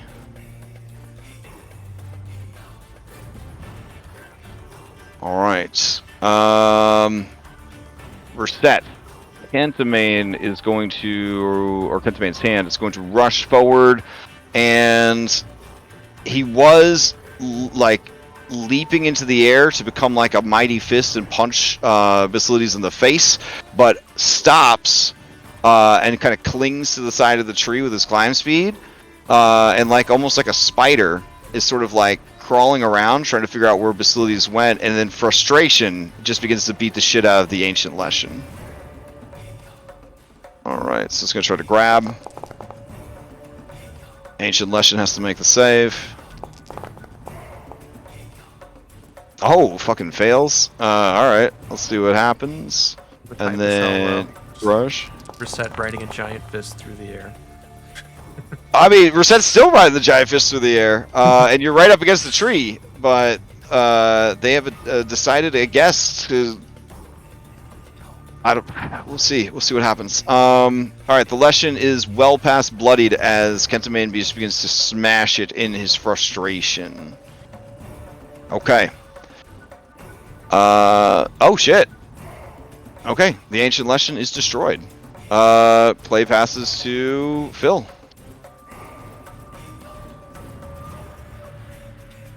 So the thing went in the tree, right? Mm-hmm.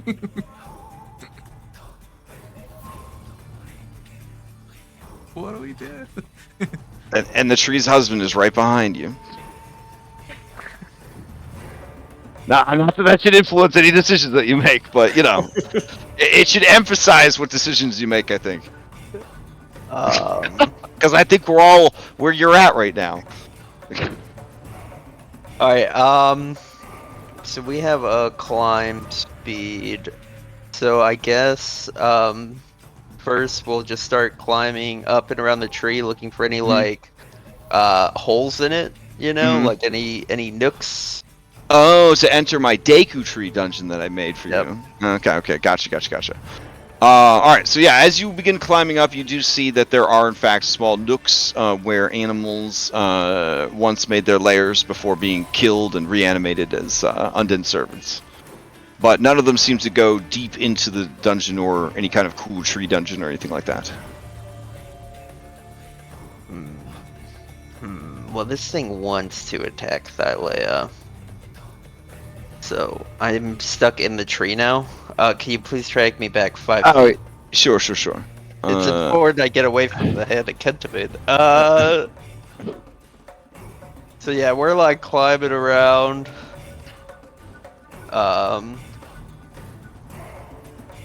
We get to like here, maybe like 100 feet up.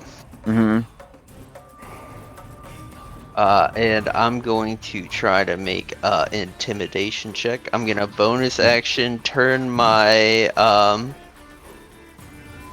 great sword into a mighty great axe. And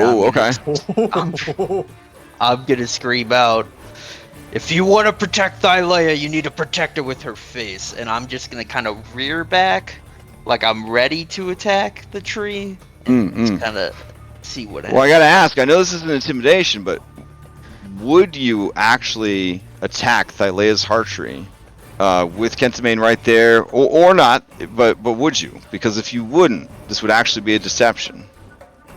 If you would, it would be an intimidation. If 6 seconds go by, I would. Okay, then give me an intimidation. And yeah, you can use strength for this because we're not playing fucking Pathfinder, so. Hey. Oh, that's athletics. Okay. Dang, that's not that great. Okay. Well, I asked for intimidation, not athletics, but there you go. There you go. All right. Okay. So here's the problem. You deafened it. Legit? It's not immune? Alright, well, I guess in 6 seconds I will attack Thylea's tree. And that's my shit. turn. Okay. Oh shit! I gotta do something. Alright, alright, its turn comes up. Oh man. This is such a hard decision to make. Okay. Fuck. Oh my gosh. The AI of your video game is breaking. Hold on. I'm in a real bind here. It's okay. It's okay. Yeah. Take your time. It can't hear the threat. It's trying to preserve itself so it can preserve Thylea. It knows that if it hides too long, you'll use Thylea, or you might hurt Thylea.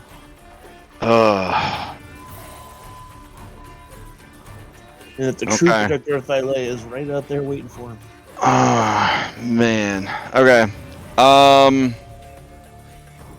Alright. On its turn, you hear the bloop bloop bloop bloops of its Paragon action. It is going to burst forth from the tree. And as it bursts forth from the tree, let's see.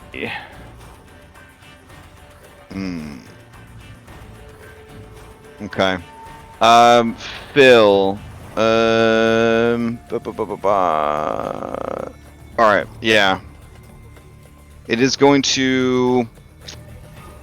Yeah, it has to try and stop you somehow. Okay, yeah, it's just going to burst forth from the tree, and it is going to try and bite you. There we go.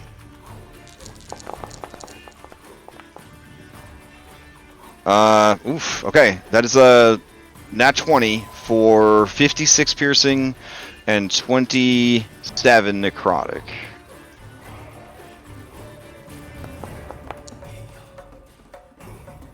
Feel good. Right. So the damage I would have taken was 1, but the 56 would have been 28 piercing. Okay.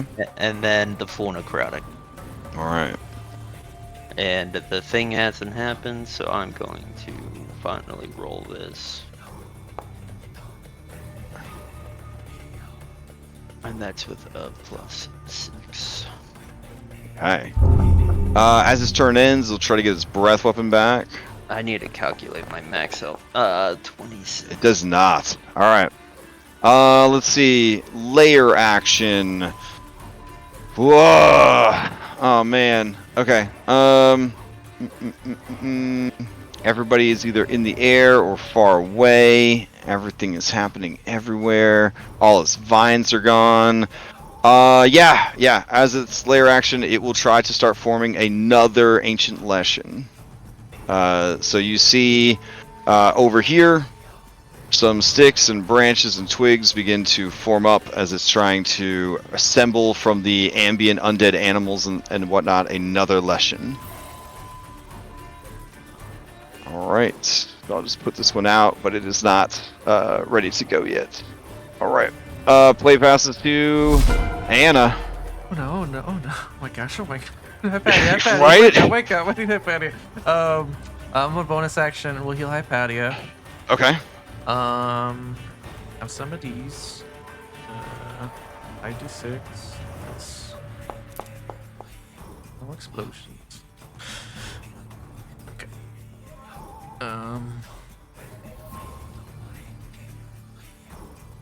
Okay. Oh, thank God you're okay. Wait. Oh no, I can't heal her until her turn comes back around. No, its turn. Its turn came around already. Its turn. So, Okay, yeah. cool. Mhm. All right. So I'll just kind of catch Hypatia up on what's happened. It's trying to hide inside the tree. It's cast something. I could try and dispel that, maybe? Burn away its magic? What do you think? Because I'm holding Hypatia. And you guys are 500 feet in the air, so you're like in the upper branches and boughs of the tree, which in its own way could be another dungeon because this is so big and so intricate. It's a Got double it. All right. dungeon. Oh, Hypatia, you're muted. I don't know. Oh, okay. Hypatia stares stoically at you. Do you mean like the anti-flying thing? That thing? No, it's because I could see it from up here. Kind of turn into like bugs and like jelly and ooze. Oh, it's miasma effect. Okay. It's miasmal flow. Got it. Well, I was thinking if I could dispel that, maybe you can't hide in the tree anymore, or maybe I could just dispel him from the tree, like cut him out of it. I don't know. That's what I think. I'll try that. But Okay. where do you want to go, Hypatia? Or do you want to just be up here, or we can fly down? I need to be. I would like to be within by a spell that I was gonna use. I would like to be within 30 feet of him. So maybe like, I don't know, drop me off with Phil or the hand or something. Let's go. I can carry you and cast spells. I think. Just have to like let her go for a second, do the somatic components, and then grab her again. Oh no, we fall real fast in this game now. Yeah. So can I just like drop? Well, they've established you have like bird legs, right? Like this is a well-known that's thing. right. Yeah. Like, So I'll yeah. switch the Hypatia to my talons, Okay. and we'll just like fly in as a cool wizard turret. That's Much cooler than what I was thinking, which was Banjo-Kazooie. So I don't have a backpack. Okay. Wait, did you have a backpack? Okay. That's. I mean, you all have backpacks, so yeah, you could probably hold onto a backpack. That's so all right. good. All right, so I'm gonna. Can I like drop since I have hover speed now? Can I like drop as much as I want and not like? Yes. Okay. Yes. So I'm gonna drop to 90 feet. Get ready.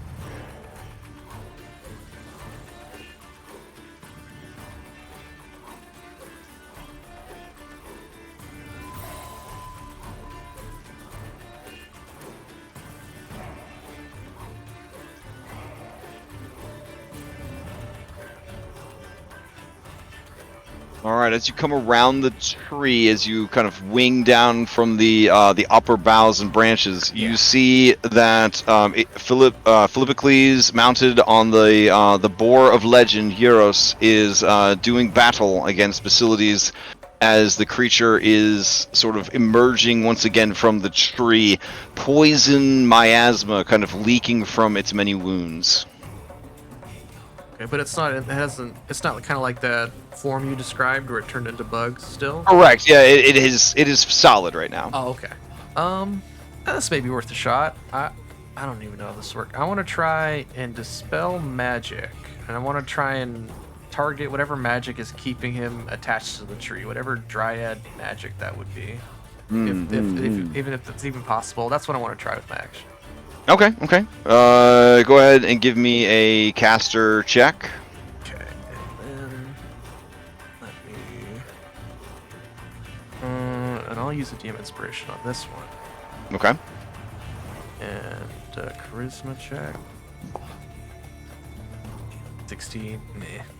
Yeah, 16 would not be enough. This would definitely be in the Super. the ninth tier of magic, at least, essentially. Okay, I figured. All right, well, that's what I wanted to try. So that's my action. Okay. Bonus action, heal my patty. We move down.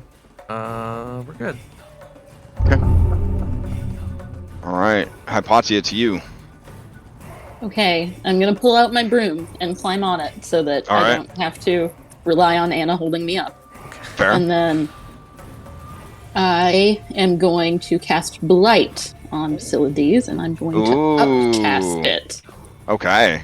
At 6th level. So if he fails his con save, he will take 80 damage. Oh my goodness. Okay. Alright, so he'll take 80 if he fails, and then because implant, he would take double that. Alright. No, it's just max damage because he's plant. And max damage is 80. Okay, then he takes 80 damage. How does he die? So essentially, glomming onto what Anastasia does, because I thought that was a really good idea. I am going to, I'm gonna see that connection as well, and instead of targeting it with a Dispel Magic, I'm gonna target it with Blight. And, so it just, kind of metaphysically, the tether from him to the tree kind of starts rotting and decaying, and then it spreads like directly into his heart and then all the way out, so he just rots from the inside out.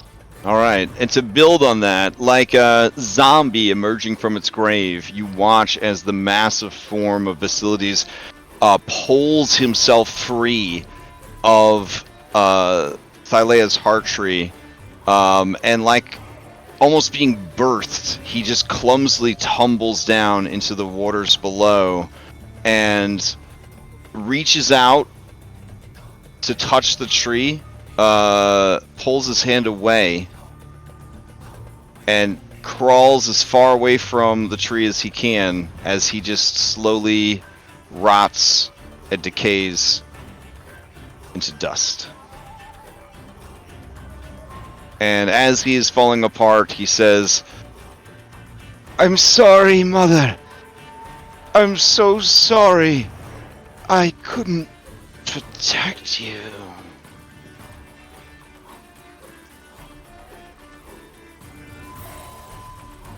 And with his passing, the ancient lesson that was trying to form does not. And unless people are in danger of dying, we can end initiative. We good? I'm gonna Yep. activate my wind. Just start trying to blow away these fumes. Okay, fair enough. All right.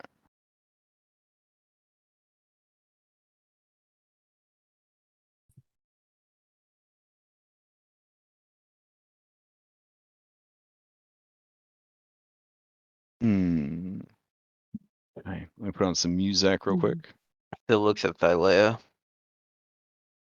Maybe next time. Goes down to Mia's party.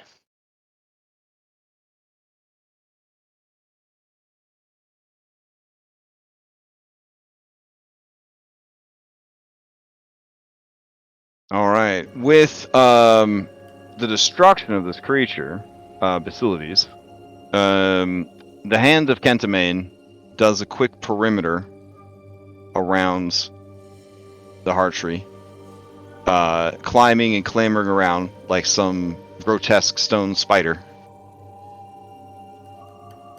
When it seems satisfied, it looks at you, Cyrus, one last time. And it starts to shake and just crumbles to stone. And then you see the glint of metal sort of in that pile of stone. You see that the hammer is there. Definitely go retrieve that. All right. As you are looking upon the tree, where Basilides sort of birthed himself or itself out of the tree, you can see that there is exposed flesh beneath the bark. It does not look like the flesh of a tree. It looks like the flesh of a animal or a human being. And you actually see unconscious and sort of trapped in the sinew and tissue of that meat, of that muscle inside the tree, is a woman, unconscious, that some of you might recognize. She has pale skin, silver eyes, silver hair, and seems to be in some sort of stasis or coma. I will fly down to her and actually maybe someone else should do this. Would it be, I want to make sure that freeing her would not endanger her life. Would that be a medicine check or more of like an arcana nature kind of thing? I would accept an arcana or a nature or a medicine. Okay. Here is If an you arcana. do a medicine, I would need it blind though. The others will automatically be blind. Oh, arcana. Okay. Yeah. You get the sense that she and the tree are in some sort of symbiotic state. That the tree is either, more likely, the tree is gaining life and energy from her, and that she is giving it to the tree. Whether or not this was something that she agreed to or a position that she was put in is unknown. I am going to quick sending to Astraeus, basically just text them a photo and be like, is this okay? Do I need to leave her here? And Basilides' soul is in line. You should go get him. Oh, yeah. He's one of the missing souls. Check it off. Yes. So 25 words or less, he would speak back to you. Understood Basilides being detained. That is my wife. Yes. He frequently points. He's the kind of guy that has to remind everybody that he has a wife and that's his wife. That's my wife. That's my wife. Yeah, it comes across very clear in the text that's my wife. It says, "On my way." Okay. That's how Anna was with Kyra sometimes. All right. Within a moment or two, there is a kind of rift in reality, and the god of death, your former ally, who never came to dinner, in this timeline, shows up. He looks around at the carnage, the corruption, the destruction here, but already he sees that Cyrus is sort of fanning the fumes and the poison away, and with your blood mist, which would have lasted like a minute or so, you did provide some healing to the tree as well. I also immediately after the fight was over, I wanted to go down to one of those. Oh, okay. Branches, damaged root systems and stuff. Yeah, okay. Yeah. So I'll throw out some of those. Okay. All right. He nods to you, Hypatia, and he approaches the tree. And now that he's like the god of death, he gets these like dope black angel wings, and like he kind of flies higher up to where the wound in the tree is, and he sees his wife, and he says one more time, "That's my wife." But we were supposed to be together. There were going to be seasons, Hypatia. We were going to see each other again. Yeah. I know she was fragile. Is this what's keeping her alive, or I can remove her? And as you're having that conversation, you see another love high level D&D slice in reality.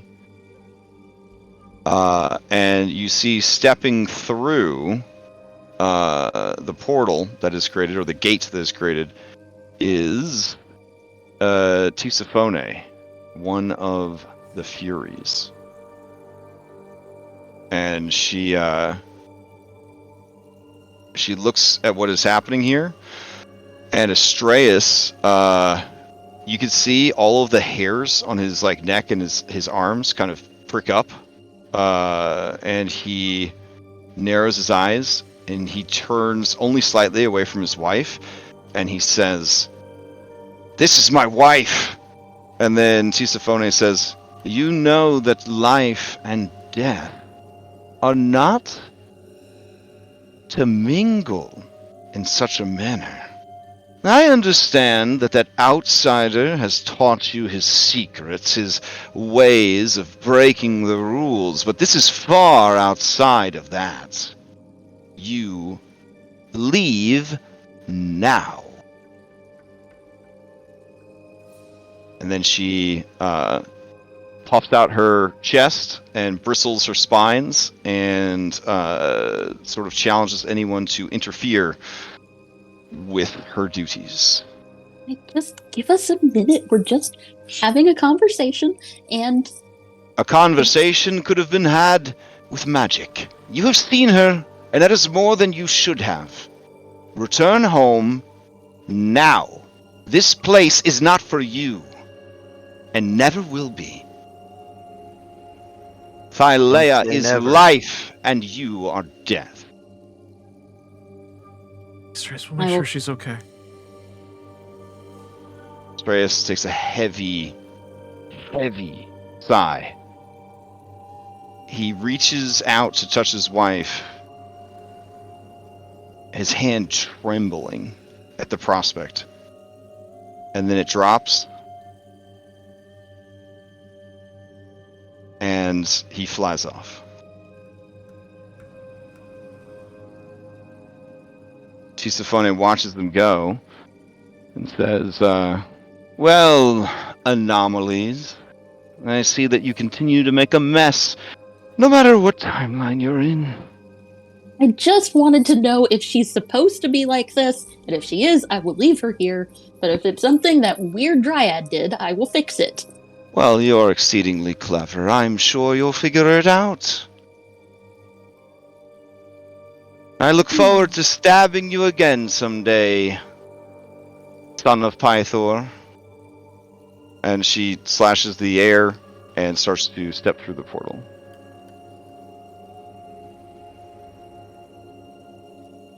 I sigh. I look at Anna and I say, I think she's supposed to be this way. She was, she's the goddess of life now, right? She has the right spark of life. She was placed here on purpose. It only makes sense that eventually. That do you doesn't think make any if you sense. healed her a little bit, she might wake up and she could talk to us? Okay, I can try that. Why would Astraeus make seasons just to see his wife stuck in a tree? It's possible Hades didn't know the extent of where she was, how she was at prison. Or something changed, you know? We messed up. I mean, We changed a lot Astraeus of is things. very stupid, but I don't know about that stupid. This timeline Astraeus, does he also go for seasons? No, you heard that he had just made arrangements to see her. They implied that some outsider had taught him the skills. So Got it. whether or not all of that is the same as your timeline, Things I want to do. Yeah, we can try that. I think it's just as good as the next person's doing.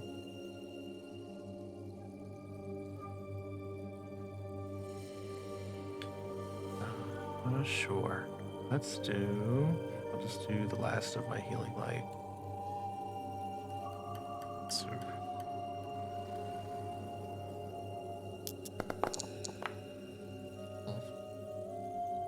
Okay.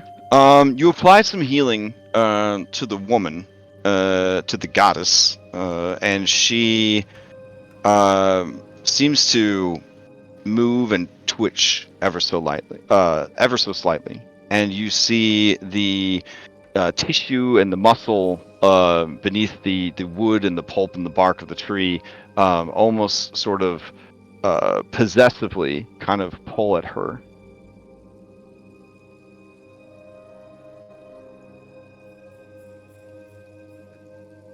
Oh, hi, Padia. I'm gonna try and reach her with a message cantrip. Just an "Are you okay?"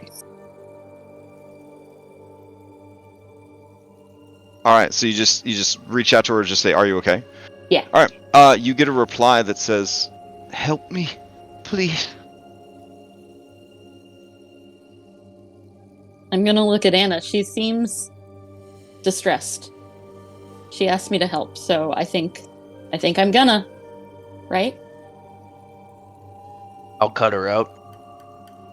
I feel like we don't need to. I'll grab her and dimension door out. Jesus. So yes, I will grab her, and I will dimension door just like, let's say 100 feet away from the tree. We'll just go over here. 50 feet away from the tree. All right. Okay. As you do, you see that there are holes all over her body, where it looks like roots or even like veins, fibers may have been in her body.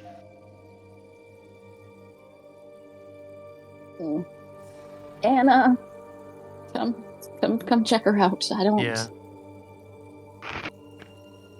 I mean, Phil's the best doctor. And Phil.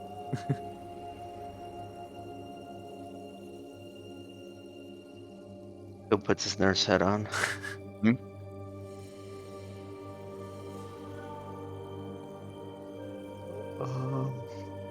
You want this blind? Are you just trying to figure out what's wrong with her? Then it would need a blind one. She has been through an ordeal.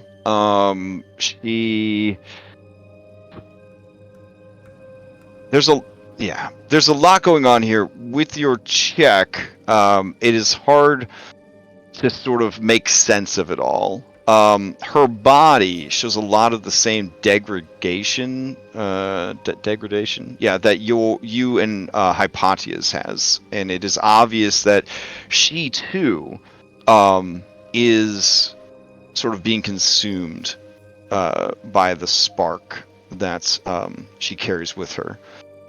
You see that physically, there are wounds all over her body that remind you almost of like leeches, as if Thylea's heartry was feeding off of her or using her as some sort of battery or source of power.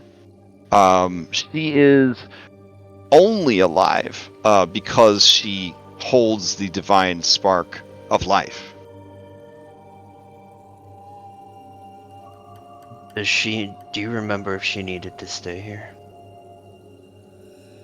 It was said that her staying near the tree was helping her with controlling and managing the spark of life. That, if you recall, before her exodus, Lutheria held the sparks of life and death. But because of her true-born divine nature, whatever, being an actual god, it was manageable. But then when she departed, she gifted life to Selene and death to Astraeus. Can you cast Identify, and will that let you know, like, spell stuff that's affecting a creature? It's specifically for items and things like that. You would need to do something more, some more high level investigative type stuff than a first level Identify spell. There are plenty of divination spells to get answers with, though. Yep. Hypatia, send instructions to Katya to have the people start praying to Selene. Okay, I will do that. Okay. I will send a message to Katya. That just says we need people to pray to Selene, the goddess of life, ASAP. No human sacrifices, please. Thank you. Okay. The reply comes 25 words or less. I work for Phil. Spreading petitioners out will weaken power. Does Phil know that? Time is short. Things moving too slow. Sacrifice would be faster. I will send back. Phil knows this is per his instructions. No humans. I mean, I didn't say that, but yeah, I don't know what you're saying. Yeah, I specifically didn't ask you. See, now you guys are starting to understand why all these cults have human sacrifice. I don't understand why throughout history and through all these stories, why do gods always want these human sacrifices? It's so weird. Yeah, it's all this game mechanics. There's min-maxing. All right, she replies. If you are not committed, this will never work. Best you pursue the trinkets of power. Belief will take too long. Time is short. We're going there now. This is just a band-aid. I mean, she was good here before. Yeah, I think maybe it might be too dangerous to move her. Yeah. We can wear those elephants at Anna. I think those elephants could probably take care of her, Yeah, and then we we need can to clean up a bit. So Anna's gonna fly off and start like clearing this grove of any leftover zombie animals. What? Sounds like a skill challenge. All right, hold on. Yeah, but also, I also want to look for the corpse of the golden ram if it's here. Oh, okay. Couldn't you know the god of death that was just here kind of made all the undead kind of go away? I mean, for sure he could have, but this area's off limits. They don't like death too close to Mama's heart. You know what I'm saying? That's not really a good thing. Listen, they're very good at their job. Their job just happens to be enforcing a lot of rules. So that's, yeah. They don't make the rules; they just follow the rules. If only we had a team of elite individuals against the rules. Oh man. All right. So, what we're gonna do here is we're gonna do a skill challenge to determine how long it takes to restore the island, because time at this stage of the game is actually a pretty precious commodity. So, all right. If we don't think we have enough time, we don't have to. Well, I mean, we don't have to entirely heal up the island. We just want to I don't know. Make it minimally habitable. I just wanted to say for her. Yeah. Thanks. Well, it's up to you. Like, if you want to spend the time and the effort to try and kind of restore the Golden Heart, like, you certainly can. If you just want to do like the minimal cleanup job, you could probably spend the rest of the day sort of trying to blow away poisonous clouds, cast healing spells, slaughter skeletons of zombie animals, like that sort of thing. Yeah, that's largely just what we're doing. Okay. Gotta get a boon if we do. We do a good job. Maybe we'll rope the other animals in, get them helping out. Okay. All right, I'll go ahead and post up a poll real quick. Let's see.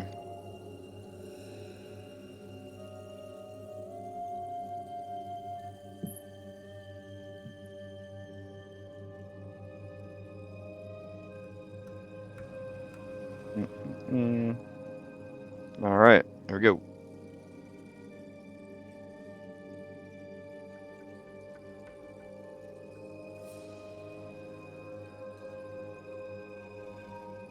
Okay, we need one more vote, it looks like.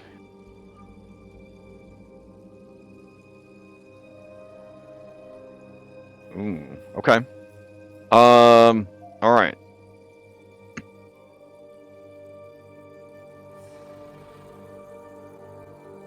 So, what we're gonna do is essentially you have the resources they have now, and then if you needed more resources, that would result in a short or long rest to recuperate said resources.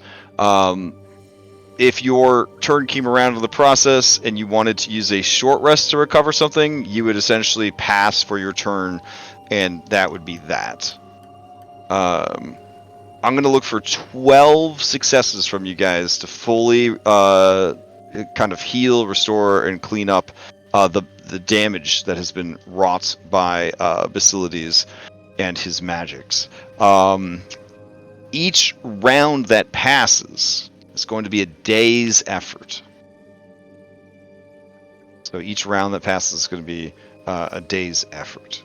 So just going to keep that in mind.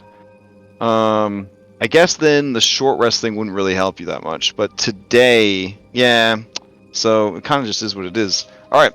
I'll roll you guys into initiative, and we'll see what happens. So here we go. But you can spend resources if it is a smart play to do so. And that can also work towards a success. Here we go. I've added Cyrus in, Reset, Phil, Hypatia. Nope, didn't get Hypatia. Alright. Everybody gets rolled in. So, as a preliminary, you have a couple of things going on the island. The water has been poisoned. The land is saturated with corruption. There are undead animals all over the place. Dead and corrupted plant life. So those are kind of the situations that you are dealing with. So as you approach, there will be 3 skills in particular that will have a lower DC, which makes them easier to get. All right. So, Reset, start things off. What is your efforts to help purge the island of its corruption?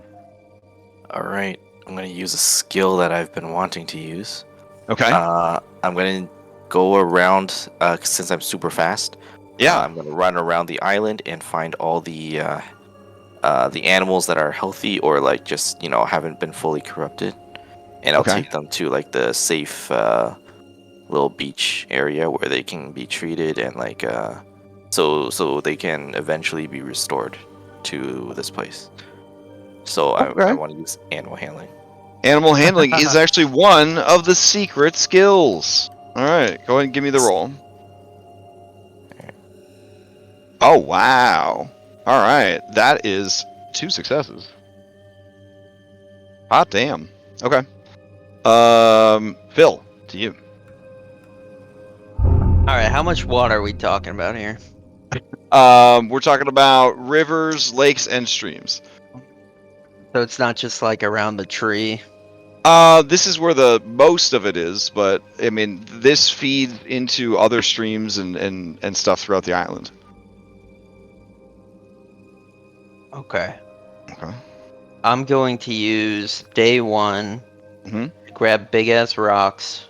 All right. And create like kind of like a dam to prevent all of like the rivers and streams for now. Oh, hype. Okay. All right. So to keep it from spreading, I got you. Give me an athletics check.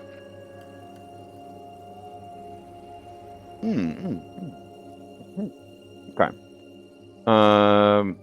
Were you raging on that? Yeah, of course. Okay. That is 1 success. All right. Okay. Anna, to you. So I guess I'll be on the flying around, helping corral the animals, and then. But while doing that, I want to be looking for like seeds of corruption. Like if there's a particular place that maybe that guy planted a seed as kind of a focus to kind of channel his magic. I want to find that. I'm gonna dispel magic on that, and by like grabbing it and like burning it. With dispel magic. Yeah. Oh, okay. All right. I will allow an Arcana check at a lower DC than the normal amount. Okay. If you would like. All right. I'm terrible at that. Can I just roll a charisma? Like a caster check? For the dispel magic. You may attempt a caster check to spell magic. Sure. Okay, I'll use inspiration on that. Or it's charisma. Ooh, I could do that first, but I can only do one thing at a time. So I'm just gonna do. And this represents like a whole day's worth of work. Right. Yeah. This represents you finding the biggest threats of magical corruption and trying to dispel them. So you would be using all 6 of your dispel magics and all that jazz. There we go. Oh, there you go. That counts as 2 successes. All right, well done. So I find it, I like yank it out of the ground, and just burn it. Beautiful. There's like this really cool boss fight where you and Reset and some of the rescued animals have to face off against like a giant mandrake baby. It's pretty dope. Yeah, it's screaming the whole time. Some of the animals just die instantly as their brains are liquefied. You guys are too high in level, so your ears just hurt afterwards. So it's a whole thing. All right, Hypatia, to you. Okay. I am. Am I muted? Nope, I can hear you. Okay. I am going to find the biggest concentration of undead animals and get out my tiny dagger and Steel Wind strike them. Oh, okay. Make 1 Steel Wind strike attack, and that will represent your check for this.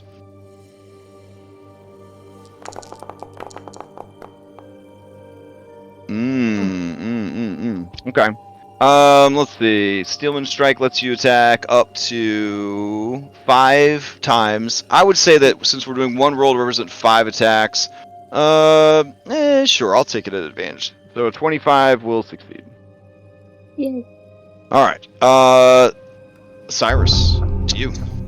I'm going to try to use my wild knowledge to survival skill to attempt to locate any plants that are healthy and thriving and try to transplant them into other spots in the soil. Try to Okay. Survival is cultivate one of the land. secret skills, so it has a lower DC. Okay. With that lower DC, that is a success. Well done, guys. All Can I right. actually surge to make another one?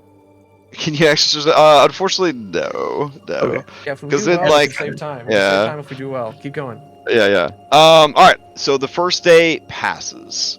Tomorrow you need to make only 5 checks, and you will have restored the Isle of the Golden Heart in only 2 days' time. Truly a godly feat. All right. Rolling into the next day, the 13th of Luthien. Starting things off, Reset. What are you getting up to on the second day? Okay. I'm going to now that the animals are cleared out, I'm gonna look around for the sources of the corruption, I guess, and help to just kind of pinpoint the spots that need to be cleared, cleansed the most. Okay, so you're doing perception check? Is that what you're looking at? Yes. Yeah. All right. That is not one of the skills, so it's got a normal DC. Go ahead and roll it. And I do have advantage on perception checks. Okay, that is a success. Okay. All right. Let's see.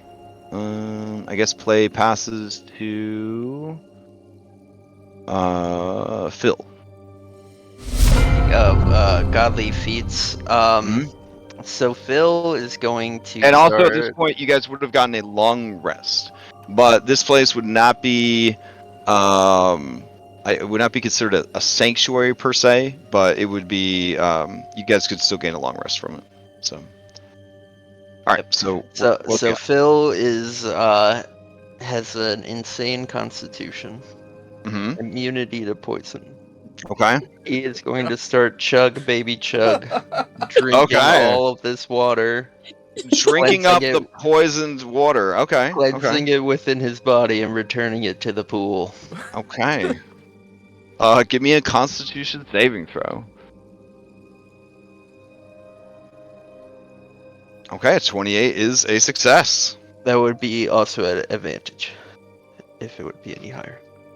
Yeah, no. You got 28. It's good. I rolled a 20. Oh yeah. You did. You did good. You got 28. Cool. All right, Anastasia, to you. If you guys keep up this pace, you will be finished at the end of today.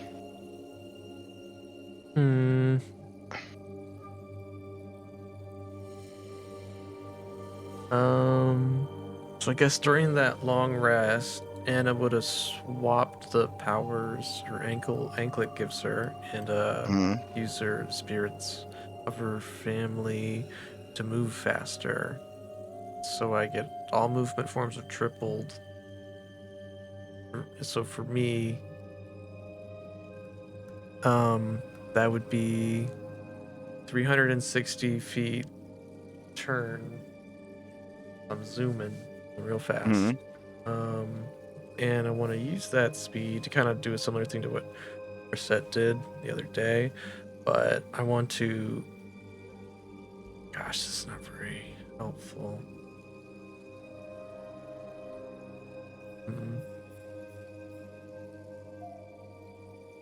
How many more checks do we need? 3. Otherwise, you just go into day 3. We need 3 successes. No pressure. Yeah. Okay. It's just time. It's fine. I want. So I want to see. I want to go around and ask all the animals where the last time they saw the ram was. That's what I want to do. So. Okay. This would actually be and build their spirits. So this sounds like a persuasion because you're Yeah. trying to use charisma to gather information. Yeah, and I can talk to them, so persuasion. Okay. All right. And I think that would help us. Ooh. Okay. Persuasion roll does not make it. Not make it. Even advantage? Correct. Even with advantage. All right. All right. Let's see. Play would then pass to Hypatia. Okay. So wish can be any spell, right? It doesn't have to be a spell that I have access to. I believe that is correct. Yeah, it can be any spell in the game. Okay. Again, completely equitable with fighter and barbarian for sure. Yeah. He drank the poison away. Hypatia could do that. Okay. So I am going to cast this spell that I'm gonna Temple of the Gods. It's a 7th level cleric spell. Mm-hmm. It's kind of like Magic Mansion or Magnificent Mansion or whatever the hell it is, except it makes a temple, and it's going to be a temple dedicated to Selene, and to kind of help bolster her, and it's going to be like sort of at the base of and around the heart tree. Oh dang! Okay. Yeah, and it's gonna kind of help sanctify the area and also protect Selene while we go and figure out how to save her. Okay, that's Or help dope. her. All right. Yes, that sounds very cool. You do that. You may attempt a religion or a caster check to kind of bolster that. I will reduce the DC of what would normally be required for the challenge. I will do the caster check. Okay.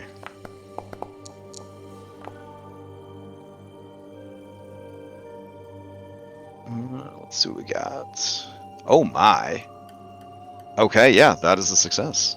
Beautiful. Okay, Cyrus, to you. All right. One important question. Have we seen a unicorn in our travels? I want to say we have, but I can't remember. You've seen a Pegasus. Okay. Dang it, not what I needed. I mean, unicorns, man. Like you don't see them. That's the whole thing. That's the whole thing about died them. if we saw a unicorn. From joy. Well, they can purify stuff. That's why I was looking at them. Right. That's why I was looking for the rams. I felt we like kind of similar job. All right. Without that, we are going to use.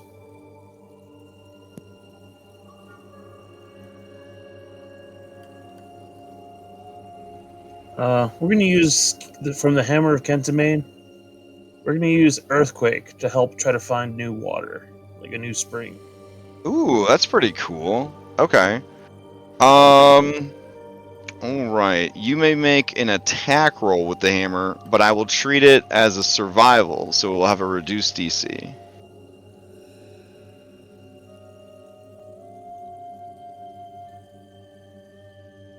All right, let me do a survival check there. Oh, you did a survival check? Okay. Whichever one works. Only do one. You said. Oh no! I'll treat it as a survival for qualifying as a easy feat. So yeah. So go ahead and give me just an attack roll with the hammer. You want a nice beefy attack roll still. Give any inspiration? No, unfortunately. I mean, I guess I could give you an inspiration. A new day, you can do Anastasia inspiration. Well, that's what I mean. But They don't need it. That's the final two. That's the final two that you needed. So you didn't go into a third day. That's fantastic. It's fitting. Hammer of Kentimane cleansing this place. All right. Imagine a shrine and like you break it open and like water Hey, there's a spring inside. Okay, I will switch you guys to the restored map, but I didn't anticipate Hypatia just building a temple out of nowhere, so there we go. That's okay. I got you. All right. All right. Get the markers out. Let's go. Okay. If you had a temple, I'd be scared. For a brief second, I thought she mean- was gonna make one for her. It's just for a split second. I guess you could do that wherever you want now. I mean, I got some roofs. I got some roofs I could throw down that would represent a temple. Let's see. I mean, this is gonna seem really big. Guess it would have those pillars because we're in Greek setting. Best I got. Here's a roof. So. Okay. Oh wait. There Oh, we go. I kind of need a roof. Can you just bring that over here? Yeah. Sure. Bam. There you go. All right. And Go, then, temple. and then we need magic lines, How- so we know it's magic. Oh, okay. There we Beautiful. go. These are Alright. divine rays. Because because it's secretly a Star Wars themed game. Selene looks up, but if she doesn't see a nice enough temple, she will die from sadness. So no pressure. Oh God, I need more A love. very real way to die in the Star Wars universe. We so. got like a little balcony over here. There's like a little garden out front. Okay, hold yeah, on. yeah, a little balcony. you Ooh, know? is there a painting of Astreus in his bathing suit? Because that would probably bolster her spirits quite a bit if you Okay, have we'll put it in that. the back. So- Yeah. Here's some flowers. That's in her personal quarters. Come on, If guys, you it needs to be if good. you Working need on it. if you need some reference art, hold on. Here you go. Okay. Is that what that's what he was rocking before when he first came here? You don't remember the beach episode? That was his beach Oh, was episode it? picture. Oh wow, Yeah. that's quite a while. Yeah. Okay. There's like a little lounge on the patio over Yeah. here. I mean, I'm not trying to put everybody's old beach pictures out there, but I mean, you know. So. That was very cute. Those were younger days when this sweet boy was still with us. We had Aw. Mm. That's good times. We can't show resets. Sorry. Drawing. Did you draw that, Stone? Yeah. Yeah. Wow, talent. I'm jealous. We can't show resets, so we'll just we'll end with Phil's. Back then, I had 2 arms, so. Yeah. Oh, my bad. The extra arms fade after the battle, so it was just It was just you know in the moment he was like impressed with what you were bringing to the table. Yeah. Come on. Yeah. We can't risk you up showing our 9th level spellcasters. Come on. Yeah, exactly. We're set with their 4 monk subclasses, still trying to keep pace with the spellcasters. A little fishing pole right here. If I wanted to go complete campaign apocalypse, I mean, I could just remember something. Oh no! You made a whole arrangement to make it hard to do that. That's true. I remember. All right. I don't remember a thing. What are you talking about? So the 14th day of Luthien comes to a close. And you guys look at the great works that you have wrought. And as the cool winds blow in from the ocean, casting away the last lingering bits of miasma, you see that the natural world has reclaimed what was taken from it. All of the dead have kind of been laid to rest for keeps. Life begins to kind of grow over and around them. During your exploration of the island and your work to sort of restore it, you saw no sign of the golden ram. If some of you ventured up to the mountaintop to the shrine of Kentimane, you would find that it had not. It was not in good shape. Overgrown with those same thick, cloying vines. The miasma sort of clinging to everything. A grime, a film of poisonous corruption, kind of overlaying everything. It too would require great attention. Okay. As your work is finished, Selene, who was sort of laid to rest in a bed of moss and soft reeds, with the Can you gentle. please put her on her beach chair, please? Where's the beach chair? Oh, over here. That's okay. It's in the water, but all right. You guys transfer No, that's over. a balcony. That's a balcony. Oh, it's on the balcony. Okay. Got a She, fish pool. her eyes, her wounds healed. Her eyes kind of open. She looks around, seeing this great work that has been constructed. You could see that she could take it or leave it, but when she sees the worthless fish that were drawn in the water, and the world's most adorable elephant, Happy elephants, yes. yeah. Why is this elephant adorable and my fish are worthless? Because those are the species of fish that live here. Worthless fish live here. You remember that? They're not worthless. Yeah, It's just their title. Yeah. Okay. I thought you were taking jabs. Oh no! Nobody You know, compared to there's a certain company called Nintendo that gets upset sometimes, and we like to take things from there as inspiration. That's all. It's inspiration, and a particular fish. Yeah, you know what I'm talking about. All right. So yeah, as she looks about, when she sees this elephant, her face alights with joy, and weakly she tries to sit up in her beach chair. She looks out and sees all of you in your beach episode costumes, doing a fan service episode, bathing in the spring, and she's very happy. And she says, "I know you. You are friends of Astraeus.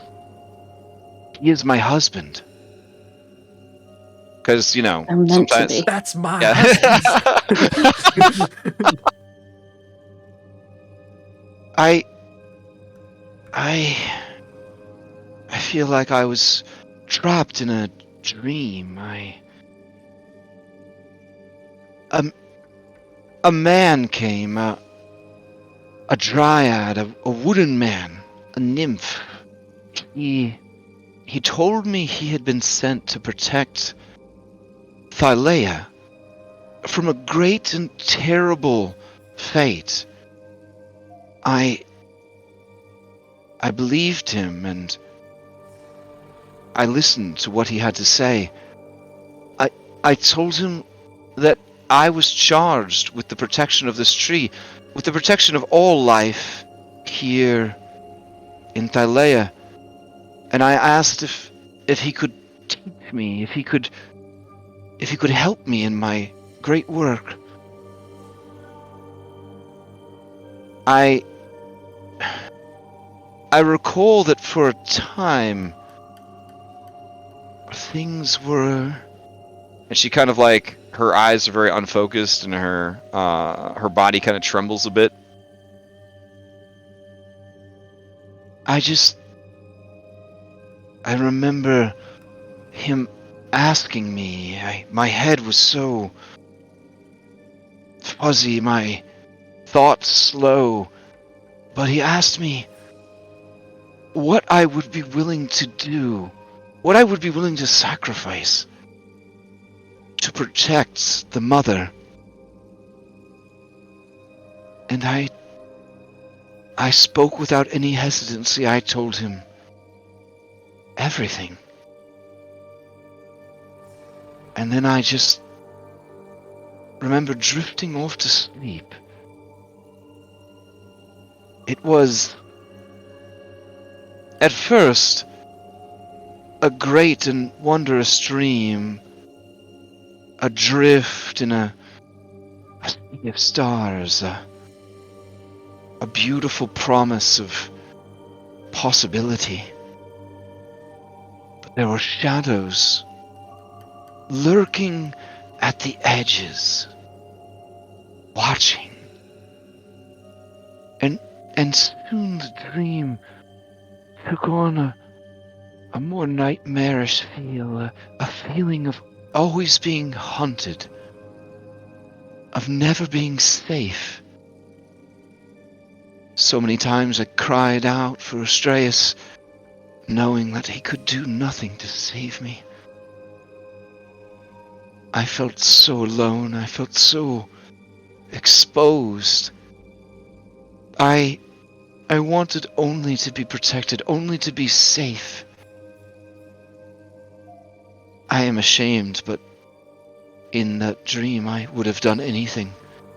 Anything at all to stop that feeling of helplessness, of terror, of never knowing when they would come for me, when they would take me back to the unspeakable place. I don't know what it all means, but I only know that I needed to wake up. I wanted to be here, myself again. I see that he is gone, Basilides. I hope he is all right.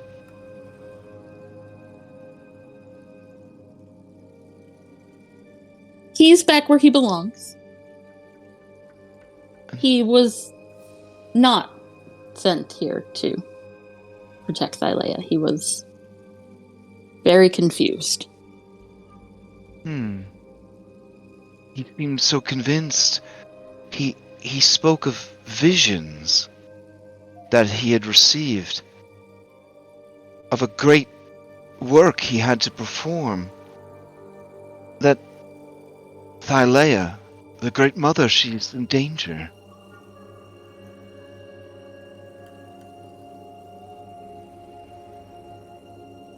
I think all he did was put her in danger.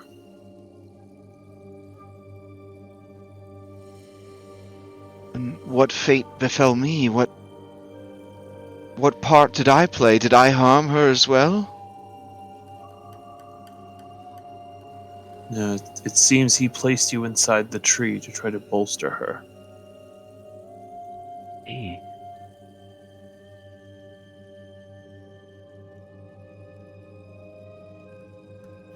To force you two to become one.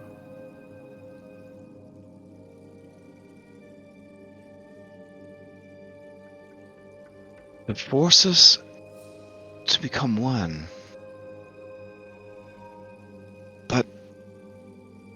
But he spoke. He spoke of the sky raining black fire, of the Nyx coming undone, the unmaking of reality. He just seemed to believe it so strongly. And he knew that something was coming for her. And after what has happened, I believe him. I believe him more now than when it was mere words. For I feel that my dream was hers. And now her dream is mine.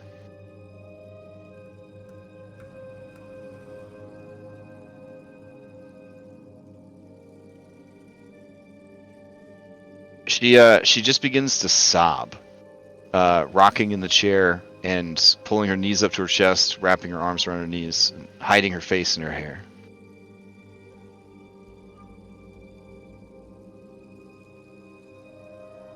I think what she dreamed of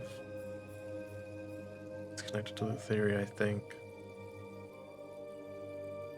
she is hiding, she is running, and we are the shadows. I will find her. This reeks of what happened to Helios. Mysterious trickery.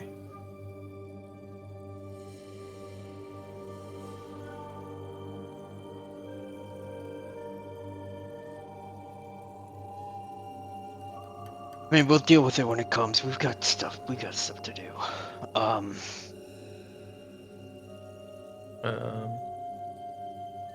I want to fly up to her, just give some comforting words. Say something is coming. There may not be much time left, but much time left for all of us? Or for... Everyone, everything. I also fear your dream sounds like a coming reality, and we're gonna stop it. We have to. But how?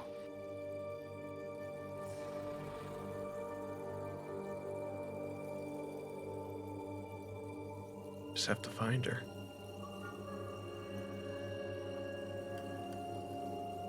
Maybe by becoming gods we can do that.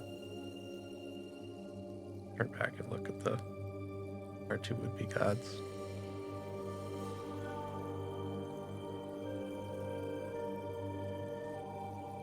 We must journey quickly. You think that to be a god would be strong enough to stop what is to come?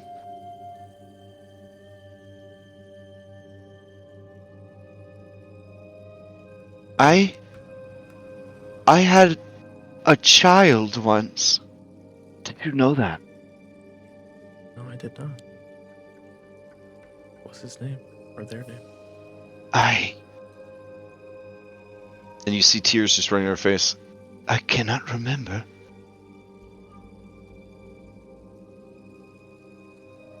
I have not told Astraeus, for either he never knew or he too has forgotten. Each day that passes, we lose more of who we were. Was it Astraeus' kid? Yes. I was with child when he was betrayed.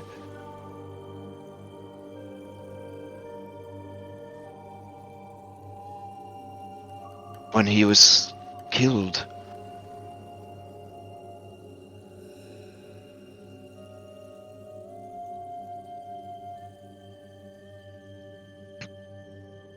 I mean, don't you have the magic to restore your memory? What's the spark, Phil?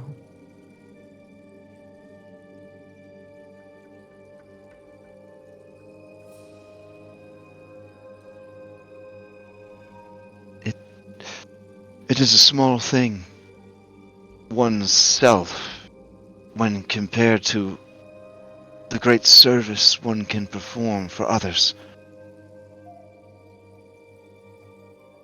In time, I'm sure, these feelings will fade, and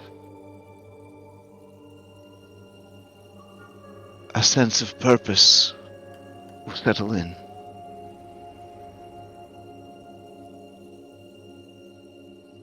It is sacrifice. It is always sacrifice, in one way or another.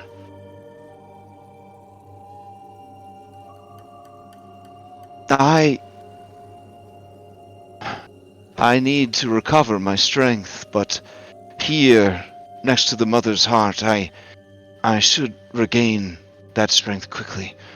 Please, take with you a boon from me, that I might bolster you in the battles to come. However briefly I can. Does anyone refuse this boon? Going once, going twice. 1 sec. Okay. I will drag Selene's Grace onto your sheet. It is a one-use item. Odd, I accept. Even, I refuse. Oh, okay. I don't accept it. Oh, wow. All right, I will delete this really cool thing from your sheet.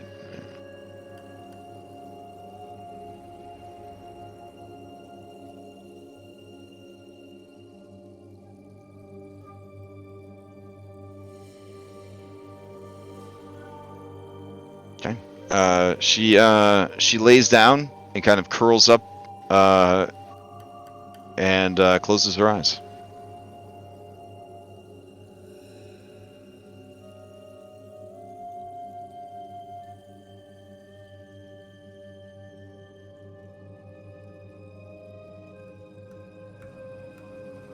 So time is of the essence, right, guys? Do we want to just teleport to Astoria?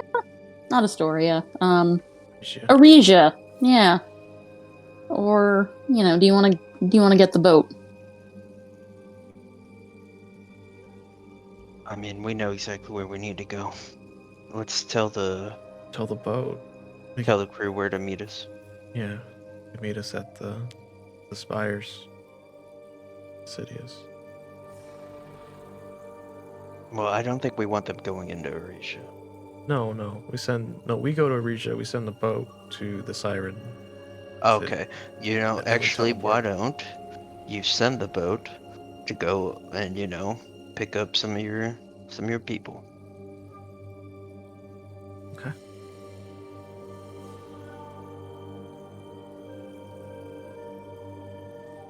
Okay, I will sending to new captain of the boat.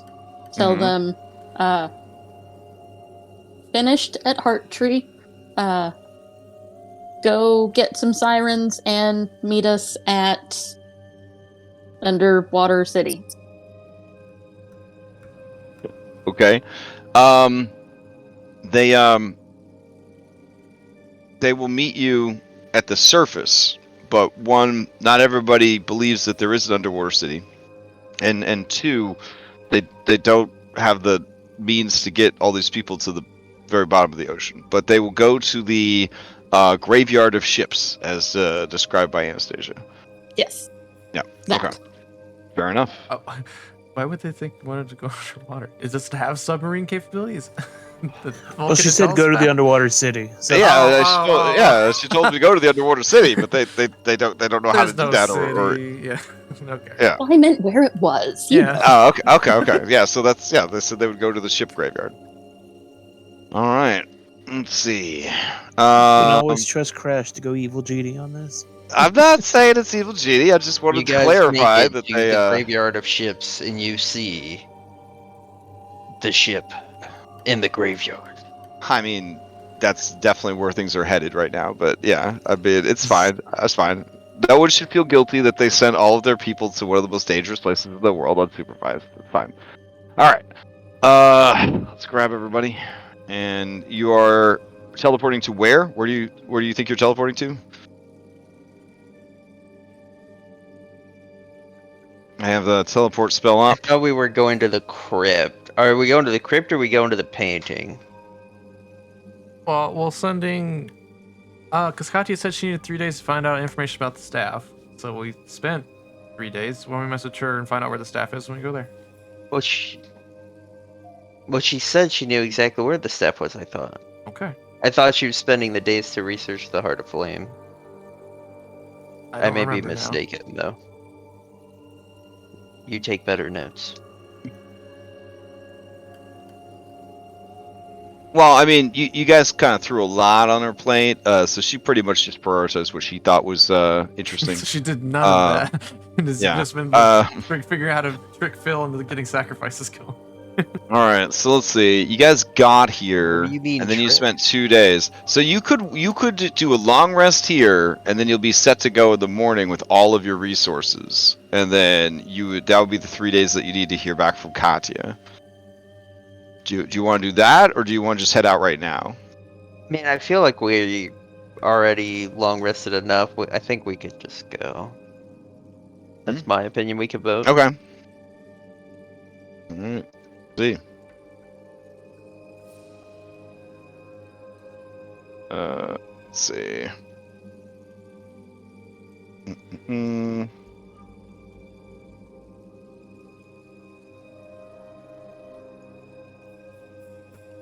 Okay, so I'll just put 2 options for now. There we go.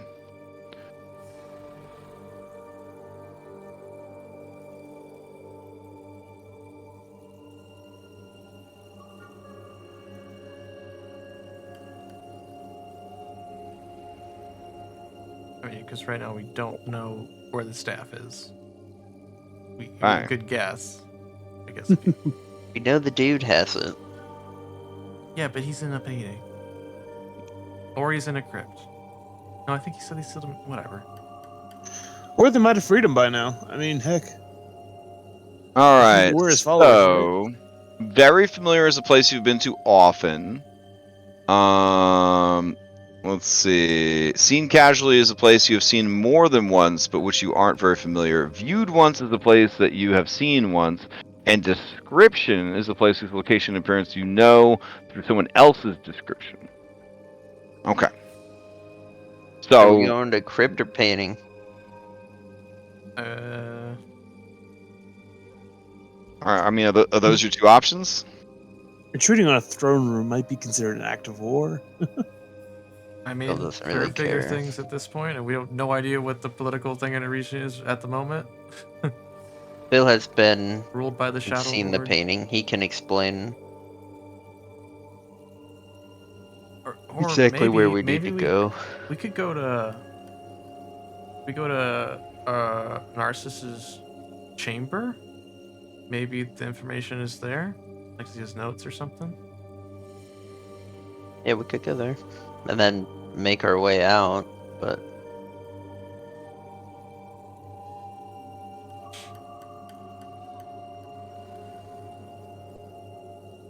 I'm ready to go wherever you guys decide. I'm there to punch faces. To you guys. Okay, so there's 4 votes with Cyrus not voting. So it looks like you're going to Narcissus Temple, which, let's see. You haven't been there often, so you've seen it casually. All right. So Hypatia would give me a D Pundy for that one. All right, 73. You are on target. Okay, I'll take you over there. 33% chance of a mishap. Oh, spicy.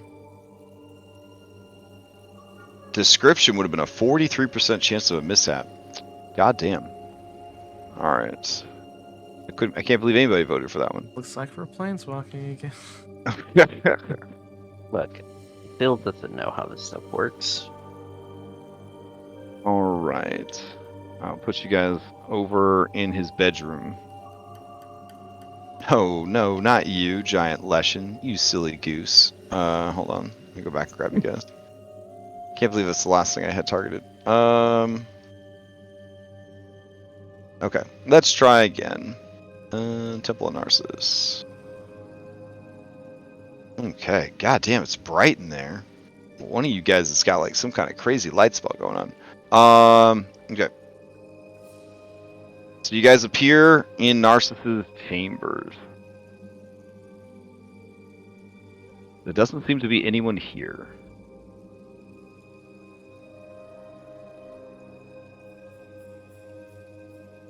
Which is unusual, because it's at this point it would be about 11 o'clock in the morning. So,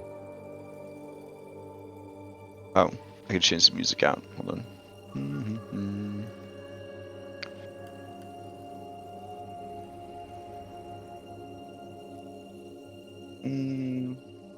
All right, let's switch to this. Anything seem weird or out of place on an initial glance? Yes, all the iconography of Narcissus has been replaced by iconography of Lutheria.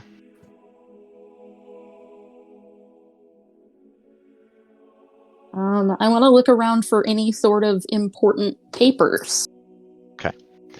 I All right. can't move my character. Anna starts going and moving all the pillows. Can't move your in the bed. character. Try now? No, I can't. Oh, never mind. I had the wrong tool selected. Oh, Phil no. starts breaking all the iconography of Lutheria. Wow. Okay. All right. So, those of you who are checking out the room, give me a perception or an investigation. Okay. Wow, this is fucking amazing checks. Jesus Christ. All right, Reset, do you have advantage on perception? I can never remember. Yes. Okay. All right, so with your 3 nat 20s and Hypatia's 22, first of all, you find this secret door over here.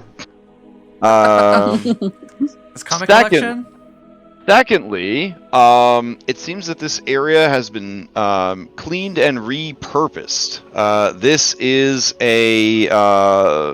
seems to be a massive orgy chamber. You find all of the associated tools and bedding and supplies, where it seems that they do essentially ritualistic orgies, followed by human sacrifice here in this kind of sunken pit area. It is oddly reminiscent of the Temple of Lutheria you guys found way back when you were little babies. Unfortunately, beyond that, even with these 3 nat 20s, you don't at first think that you find anything useful, but not to be deterred by well-used orgy beds, you start to push things out of the way, Cyrus and Reset, and as you do, you eventually find that underneath this bed right here, which those of you with good memory seems to be the one that Narcissus seemed to favor of all of his beds, there is a hidden panel, almost expertly hidden in the floor, non-magical, just perfectly fitted, but it would require the strength of a god to lift it. Fortunately, Cyrus, with your 20 strength, that is enough. So as Phil is smashing statues and paintings of Lutheria, you hook a finger or a nail into the small groove, and you kind of pull it up. As it sort of lifts and moves out of the way, you can see that it is here that Narcissus was storing all of his notes and his research about the nature of divinity and how he could ascend to true divinity and be reunited with his mother, leaving behind this sad, limited world and moving on to something greater, something that he deserved, something that he was destined for. Happy birthday, Hypatia. Yay. I will look through it, and basically I'm just skimming it. I want to know where the thing is. The staff is. Okay. So, the tomb that is in the necropolis is actually a false tomb, the tomb of Carpathos. It is heavily warded with traps and guardians, but with nothing except punishment for those who would dare free the Wolf Lord from his internal imprisonment. Because such was his power and connection with the great artifact, the Caduceus, that he could never die. And so, in order to get rid of him, they had to imprison him. And they did so by putting him into a painting. And this is apparently the ancestor of your good friend who that joined the party. You know, the art guy. Let's see. Yeah. Pelagon. So Pelagon's ancestor is the one who painted the prison that Carpathos has been placed into, and Carpathos's immortal lover, Jacenna, former Dragonlord, was imprisoned with him as well, as was his dragon. Jacenna's dragon was killed in the ensuing battle to essentially subdue and imprison the pair, or I guess the quartet if you count their dragons.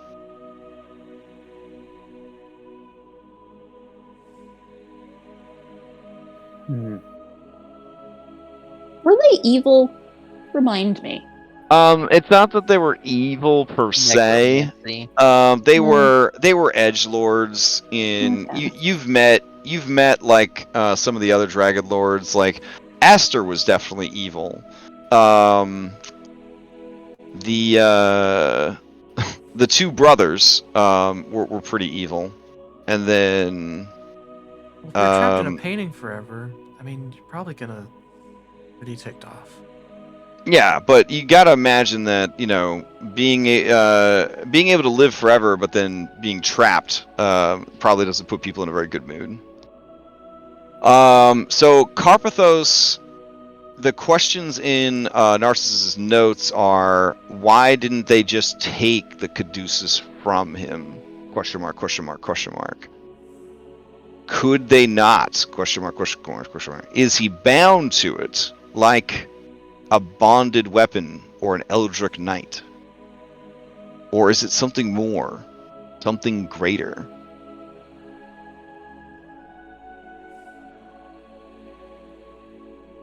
And then in the sidebar, is he the Caduceus? Question mark, question mark, question mark. This piece of paper is just like the sentences on the side.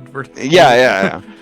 He doesn't keep very clean notes. He was a sweet soft boy, and he just kind of like he did all his things off the cuff wherever his heart took him, and that included his research and his notes. They are dealing subtle psychic damage to you, Hypatia, as you try to parse through. There's a lot of doodles, really good, really artistic stuff. Some of it's a little lewd, but Anything yeah. about his family, or is it just like laser focused on the divinity? There's a lot. His motivations seem to be reunited with his mother. That unlike his coward of a father and his siblings who complained of the great gift that they were given by Balmetria, he has never shied from it. He has never wavered. He embraced divinity and would have gladly stayed a god forever. And he regrets that he didn't do more sooner, because there were times when he doubted it. There were times when he resented the pressures that were placed upon him, the obligations that he felt. But in the end, his mother set him free and set herself free, and that he would do whatever it took to join her. And then when you see the whatever it takes, it was underlined 3 times. You know he means business. Mm-hmm. And that did include working with, through his network of spies and loyalists, Zakroth, behind the Queen's back. So Narcissus was actually in cahoots with Zakroth. Zakroth was his man out and about, because in a way, Narcissus was a prisoner of the Queen. And also a prisoner of convenience, kind of. Why give up all these resources and soft, sweet life if he could, have other people do all the work for him? But Zakroth was supposed to be out there finding these relics for him, and instead, Zakroth decided to raise an army and make war against the city, and so, yeah. But that is part of why Zakroth had some of that information, because he was being fed information by Narcissus. So Narcissus basically hired you guys in a way to replace Zakroth, since Zakroth didn't work out, and also you guys killed Zakroth. Interesting. Yep. Say anything about the flame?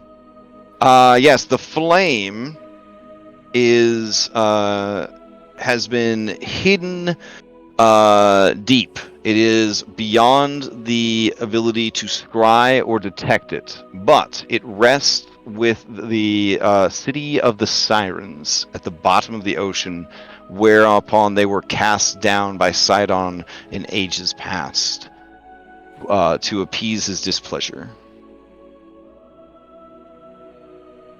Now he knows that it's down there because traveling Triton merchants, apparently, this is all based on a rumor, traveling merchants claim that there are aquatic sirens who live at the deepest parts of the ocean, and they worship something called the Eternal Flame. And he's very confident that that is the flame that is needed. Does he know what it does? It is apparently a life spark. It is a source of boundless divine energy. It would accelerate the growth of a spark. It would not in any way mediate or mitigate it. That's what the ambrosia was for. The caduceus is simply to make sure that you do not die as you pursue divinity. The ambrosia was meant to allow you to retain your sense of self and essentially gain a certain amount of immortality so that the spark could be fed without feeding off of your mortality. And then the flame is the trigger to kick things to like the next level. It's like the NOS, you know, like for your divine race car. Yeah. So all three would make you truly divine. It would make you a true god. Without all three, you're going to be kind of a mess, but powerful, but certainly not balanced.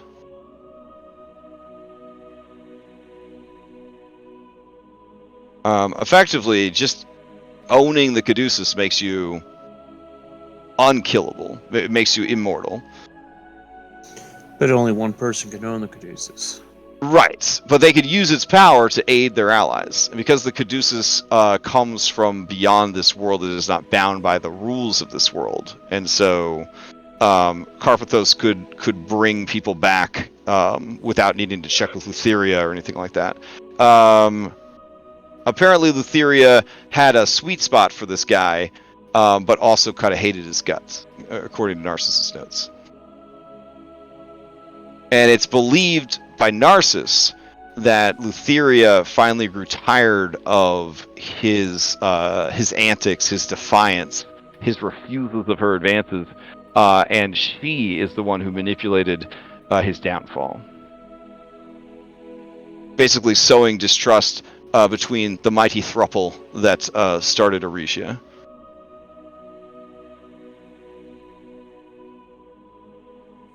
Well, we learned a lot here.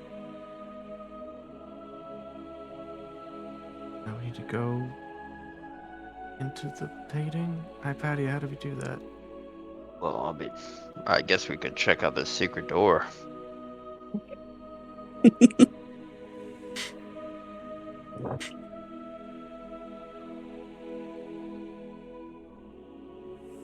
But Phil, there are probably like shadow ninjas everywhere.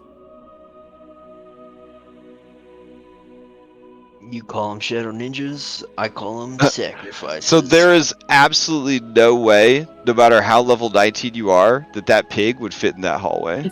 I'm just saying, one of his abilities. What's his ability? One of his abilities, it says, you can change your size to be huge or whatever your normal size would be. Mm-hmm. So we're gonna be medium right now. Mm-hmm. And we're gonna go through this doorway. Oh my god, I hate high level D&D. And I'm just saying, if you got a problem with it, we'll just wish our ways through. Oh my god. now I'm into crashes, but what the? Yeah, it's weird. It's weird how like everyone else's character is like, you know, just providing Phil with wishes and whatever Phil needs. It's neat. All right, so you begin squeezing your sweet boy through this passageway. All right, and there are stairs that lead down into darkness. Mm-hmm. Okay. Do we know if? Well, didn't we have to go down to get into this place when we first came, or did we go like up a mountain? this is like a secret place he hung out. Well, yeah, but remember when we were led here? This is literally Darcis's temple, and this is where Darcis lived. Yeah. But he was like hiding out when he was a dragon. I thought this was like a secret. Oh no! I mean, Okay. he just no one was allowed. No one was allowed to see him as a dragon. Yeah. Yeah. Sort of like Kyra. He didn't like being a dragon. Like he didn't want people to see that he was a dragon. Yeah. Yeah. Because he thought he was very ugly and very gross, and he thought he was, he spent so long as a beautiful boy. He didn't want people to see him as a ugly, fuzzy dragon.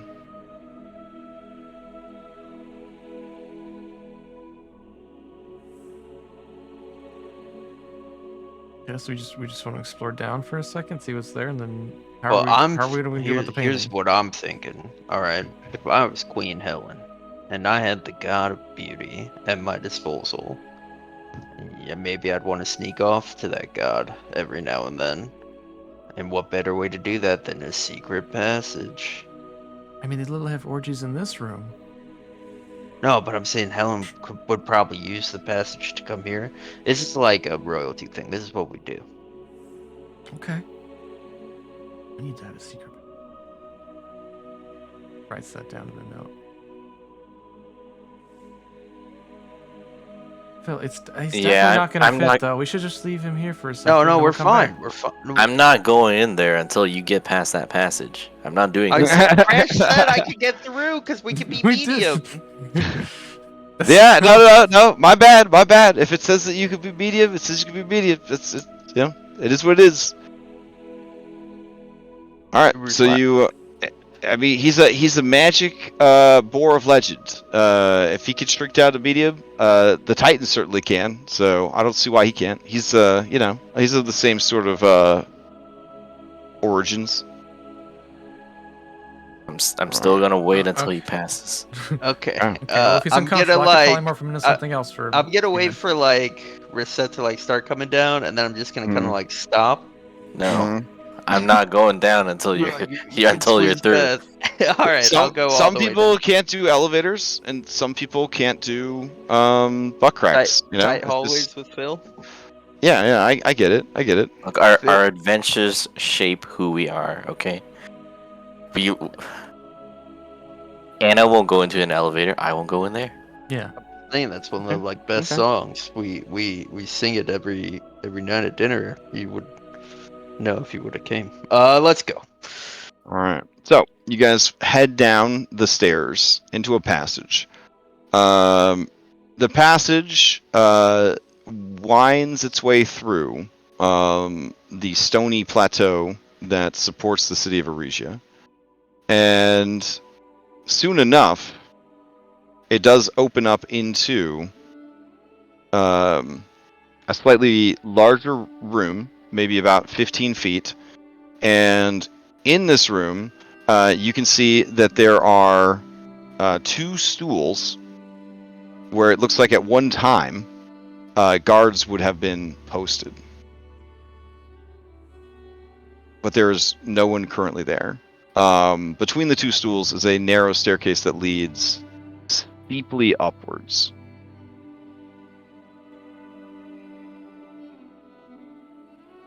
I'm assuming you head upwards? Okay. At the top of the stairs, you feel around for a bit, and you do find the latches and mechanisms that would open up into the bedchambers of the Queen. Seeing as how at this point it's only about 1 in the afternoon, there is no one currently in the bedchambers.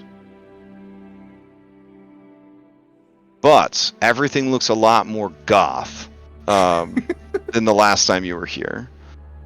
There are lots of paintings that depict violent, hopefully consensual sex acts kind of hung everywhere, as well as just morbid sorts of paintings and sculptures of death and different stages of decay. The lighting is such that even here in the middle of the day, it creates cloying pockets of shadows everywhere. Is this what shadow monks are all about? I don't know. I'm not a shadow monk. I'm a lot of different types of monks, but I'm not a shadow monk. Anymore. ...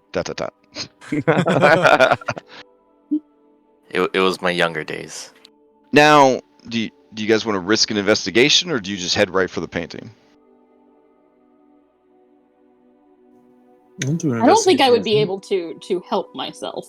Okay. All right. Give me another round of investigation and perception.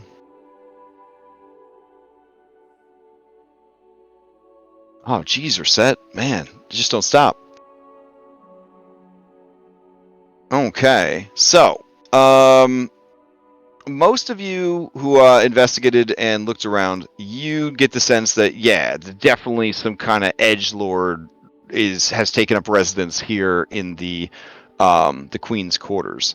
There doesn't seem to be too much left out that would be incriminating or exposing, but Reset, you point out all manner of useful things, which the others then sort of help you piece together investigation style that whoever lives here is a woman, and that woman has red hair. I look at Anna. No, it's our friend from the diner. Wait, are we using friend? Yeah, she was her friend at one point. Probably that still cool. It does make sense how she got that shield then. Yes, Hypatia, with your huge brain, you realize that this hair that is found on the pillows and the brush that was at the vanity, that this is very orange hair with some curls in it, and the only person that you've met in Aresia that looks like they would have that hair was Jocasta of Aresia, owner of the tavern. But they weren't also the Shadow Lord ninja, were they? But no one knew who the Shadow Lord was. It could have been her. I'm trying to remember if we saw the Jocasta at the going away thing when we took the ship, because the Shadow Lord was definitely in the crowd. He's watching us. Was Jocasta there? Oh no.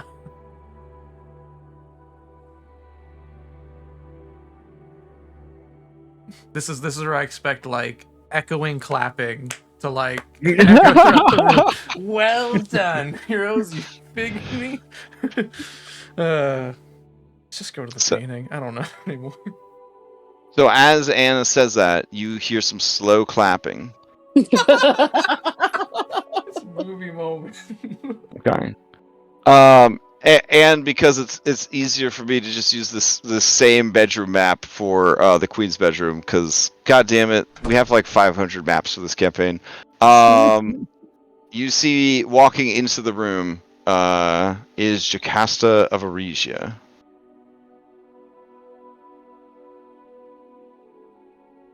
And yeah, she looks at all of you.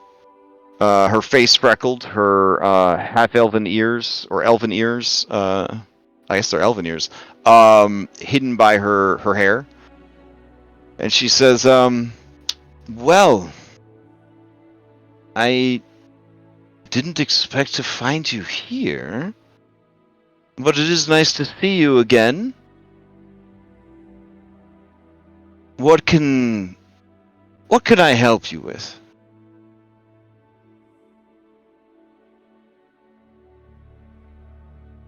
We need to get into this painting. The painting?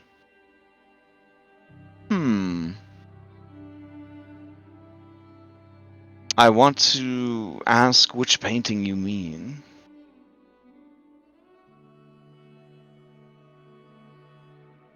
But you don't need to? I have many paintings here. Some were left to me by the Queen, and others I have added myself. But I think you mean this one. and she goes to stand in front of the painting of Carpathos. Yep, that's the That painting, one. like very huge, the whole wall. Yes. It's just like, which painting do you? Yeah, big Vigo vibes. Big Vigo vibes. Yeah. Yeah, he was like pretty cool. She says, I don't mind. Go ahead.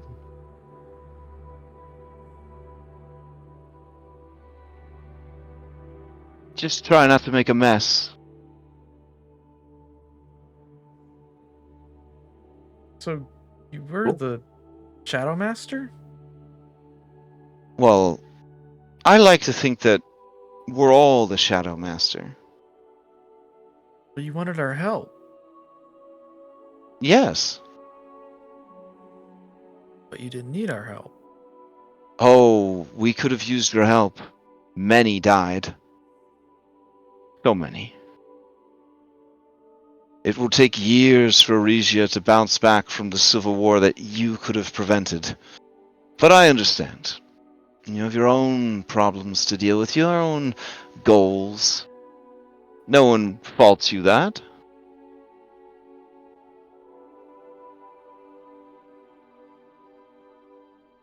And you worship Lutheria. Like regular sacrifices. Well, everyone worships someone. She is no less worthy than any other. Certainly more worthy than Narcissus, who truly only cared about himself. He was a parasite, feeding off of the nation of Aresia, giving nothing back.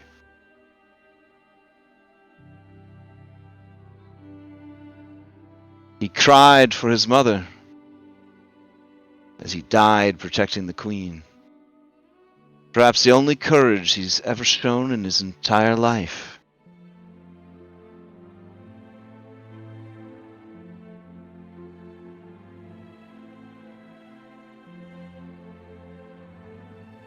I'll just ask over the night, like, we don't have time to deal with her right now, but they could be a problem later. Maybe let's go get the staff. Get out of here. Well, I don't make a habit of leaving too many useful things around, and I certainly don't want to deal with whatever magical backlash you bring upon yourselves, so I'll just excuse myself for now and let you have at it. Curry was good. It always is good. Could be good again, Anastasia. You know more than anyone that war is never the answer. I just let her go. I was gonna say like the curry is good, but you were eating. That's why the curry was so good. Yeah. Yeah. All right. It seems like Hypatia and Reset have identified that this is the wall that has the painting on it, and I like that kind of initiative. So this is where the painting is. All right. You'll notice that Jocasta gave you no fucking instructions on how to do this. All right. I'm gonna be like investigating Arcana, checking whatever you would like me to do to figure out how to get in it. Oh, sure. Yeah. Arcana I'll would start be a by great. poking it. Okay. Oh, like it's Super Mario 64. Just whoom, whoom, Yeah, whoom. Phil is gonna try to just No, Phil, run don't. into it. No, not with the board. Oof. All right. Let's see. We could ask Elegon too. His ancestors painted it, right? Maybe there's some clue there. I mean, it's probably just some form of demiplane. Okay, I'm sure you could crack it without any help. All right. So you touch the painting with your finger, and you hear a weird sound come from. No, I'm just kidding. I don't remember if you brought Kyra on this wish or not, but she would have definitely done that.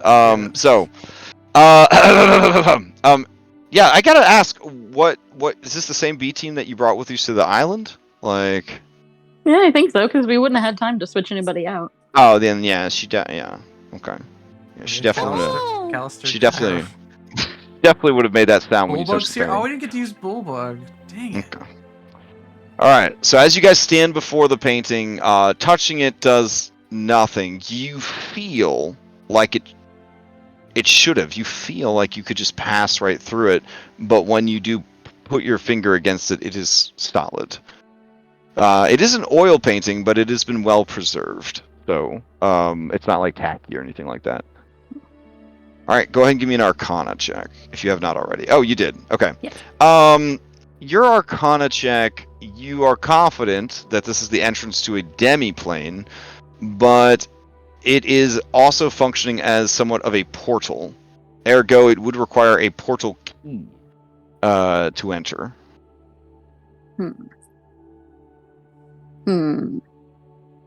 Guys, do you see anything that looks like a key? What about in that Narcissus secret compartment? Was there just papers in there? Or any kind of weird object?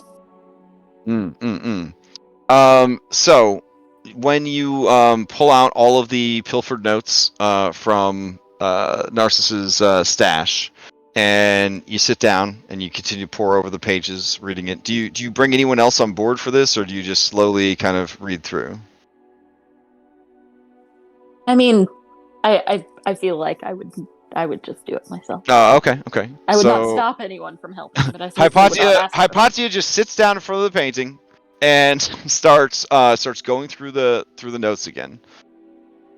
All right. Phil thinks there's some kind of password. He's just saying like Aresian things in front of it, and then he remembers about reset, and he begins to weep and see if that pulls him in. Oh.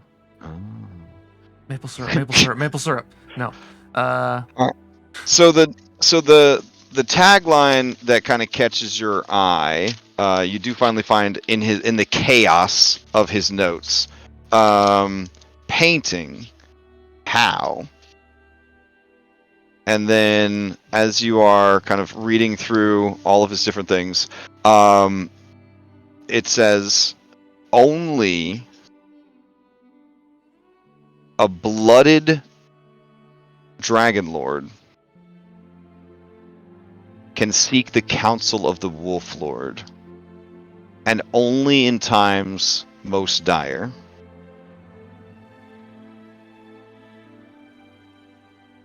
I will show this passage to Reset. Well, I'm not a blooded. No. I mean, you have a dragon. Corinna. Corinna is blooded. That's the last but, one. you know, like, I'm related to Katya. Well, it depends. I mean, blooded is in dragon has the blood of one, or blooded is in has seen battle. Because those are two Touch your different hand meanings of and the same touch word. it.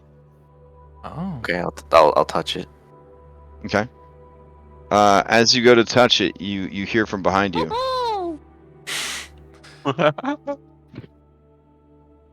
We need to stop giving her reasons to do that. It's not me, Hypatia. So we need some sort of key. What about do you still have the Dragonlord crown? Yeah, it's somewhere in here. Actually, it's on my head if you look at my picture. I see it, yeah. Yeah. It's always there. Okay, Touch so it with your head. Put blood on your head and then touch it with your head. I look to see if Kyra is getting ready to push a sound button. Oh, this is a professional bard. She makes those sounds. Yeah. Yeah. But yes, she definitely is. Cyrus, distract her.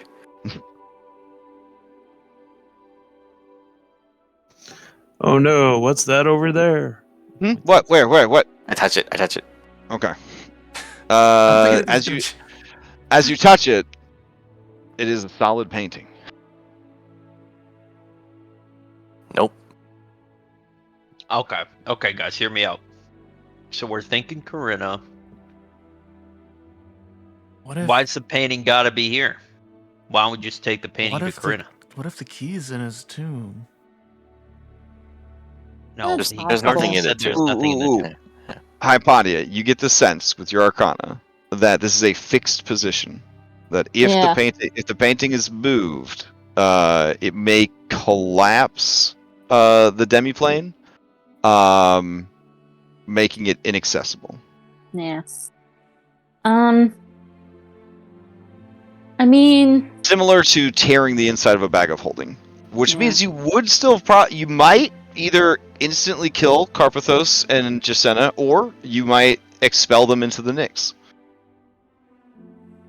I mean, I do have a spell that could just get us there. But, that's... Of course you do. That's a spell.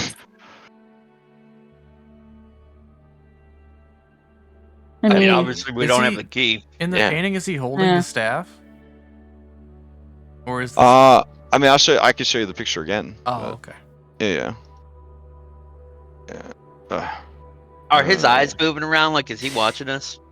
It's painted in such a way that he's always looking at you, and he's always smoldering. And if you're into Castlevania, guys, it makes you feel all kinds of ways. And if you're into werewolves, it makes you feel like panting a little bit. Cyrus is gonna run his finger along his canine enough to draw blood. Okay.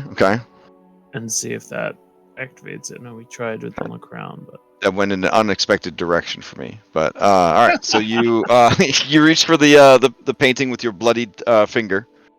You smear some blood on the painting. Specifically putting it on the glass.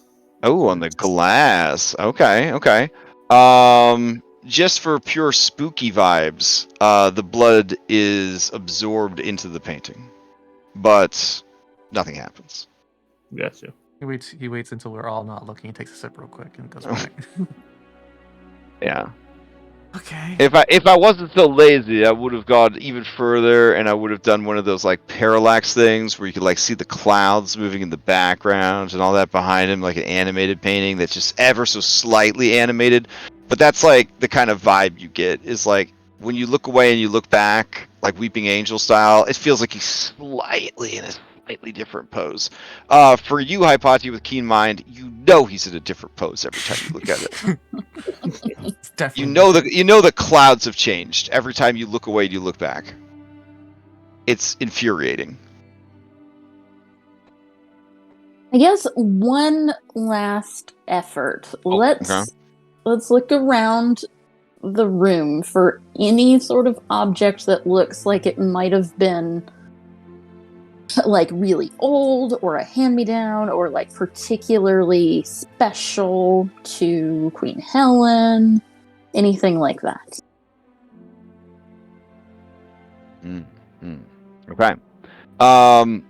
So in your thorough search of the room, you guys get the sense that other than, some paintings and works of art, whatever presence, and it would be rather minimalist because Helen was a true Aresian, there just isn't really anything left to remind anyone of Queen Helen. Like, all right. Because remember, the less you owned, the more respected you were. Like the meaner and leaner you lived, like the more respected you were. I hate to say this, but maybe we know a true-blooded Dragonlord. Call for a strays. Oh damn! Have him do that swooshy thing. Phil would pick Astraeus over Corinna. Wow, you still salty about that Storm Hydra? That was like episode 13 or something. No, like, it's Corinna is gonna take forever to get here. Astraeus can literally just cut through stuff. Well, yeah, that's true. Show up. But then he can go on the painting, but we still can't. Why not? I don't know, because only true-blooded can get counseled.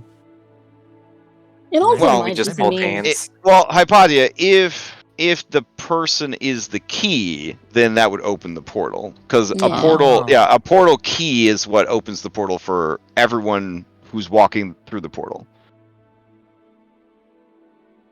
Okay.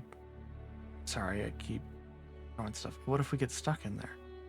We need some. Will they have to hang out until we. Oh yeah, I mean, if you needed the Dragon Lord to be the key for the way out, and then you lost the Dragon Lord inside the painting, then you would be trapped in the painting forever. I mean, wouldn't it's also known Unless that- unless you like teleported out. But if it's a demi-plane prison, then it might be a whole nother kettle of fish. We'll just ask him to come with us. All right, maybe we should get Karina. Oh, what? Am I supposed to message Larionis right now to guest play next week? Is that what you're saying? You miss him that much? All right, I'll message him right now. Hold on. Let's see.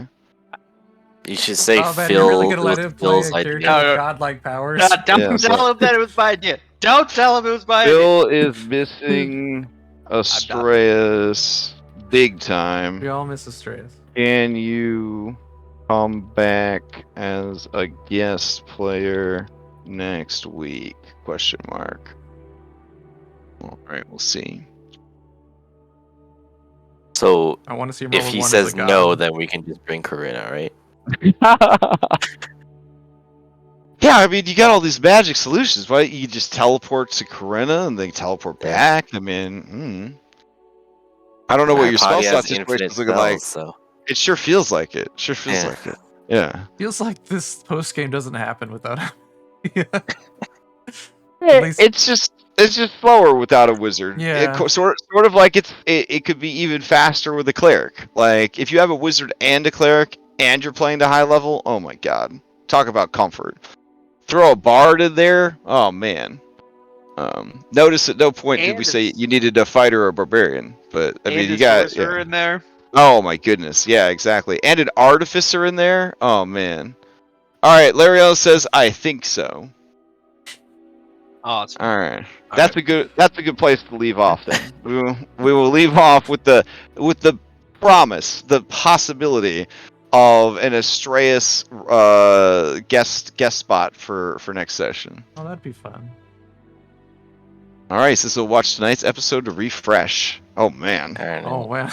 Yeah, he's gonna hear all of us do our impersonation of him saying, "That's my wife."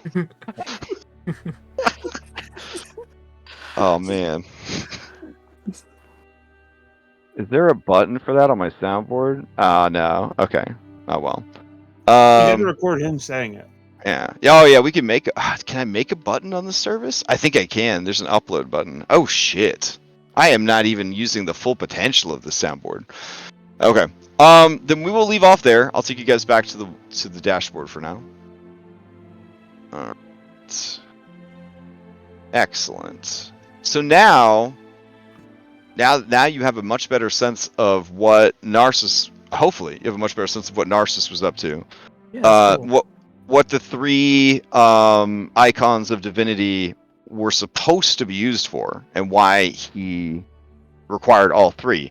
Because of course, to get the flame would be to hyper accelerate his divinity. But what is the point of divinity if you lose yourself to it? That's kind of the premise of his research.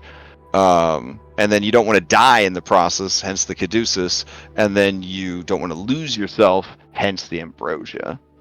So that's why he wanted all three objects, and he was, from what you could tell from the notes, willing to share the spoils with any who would aid him for the riches of divinity are infinite. Why not share with those who are also worthy? So there was no word his notes was he like, and then I betray them.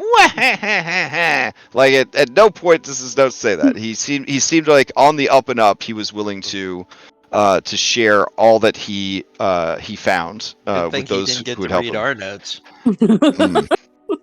Someone should read Katya's notes. Katya doesn't write notes because only idiots write down their plans. But They have yeah. a keen mind. I remember.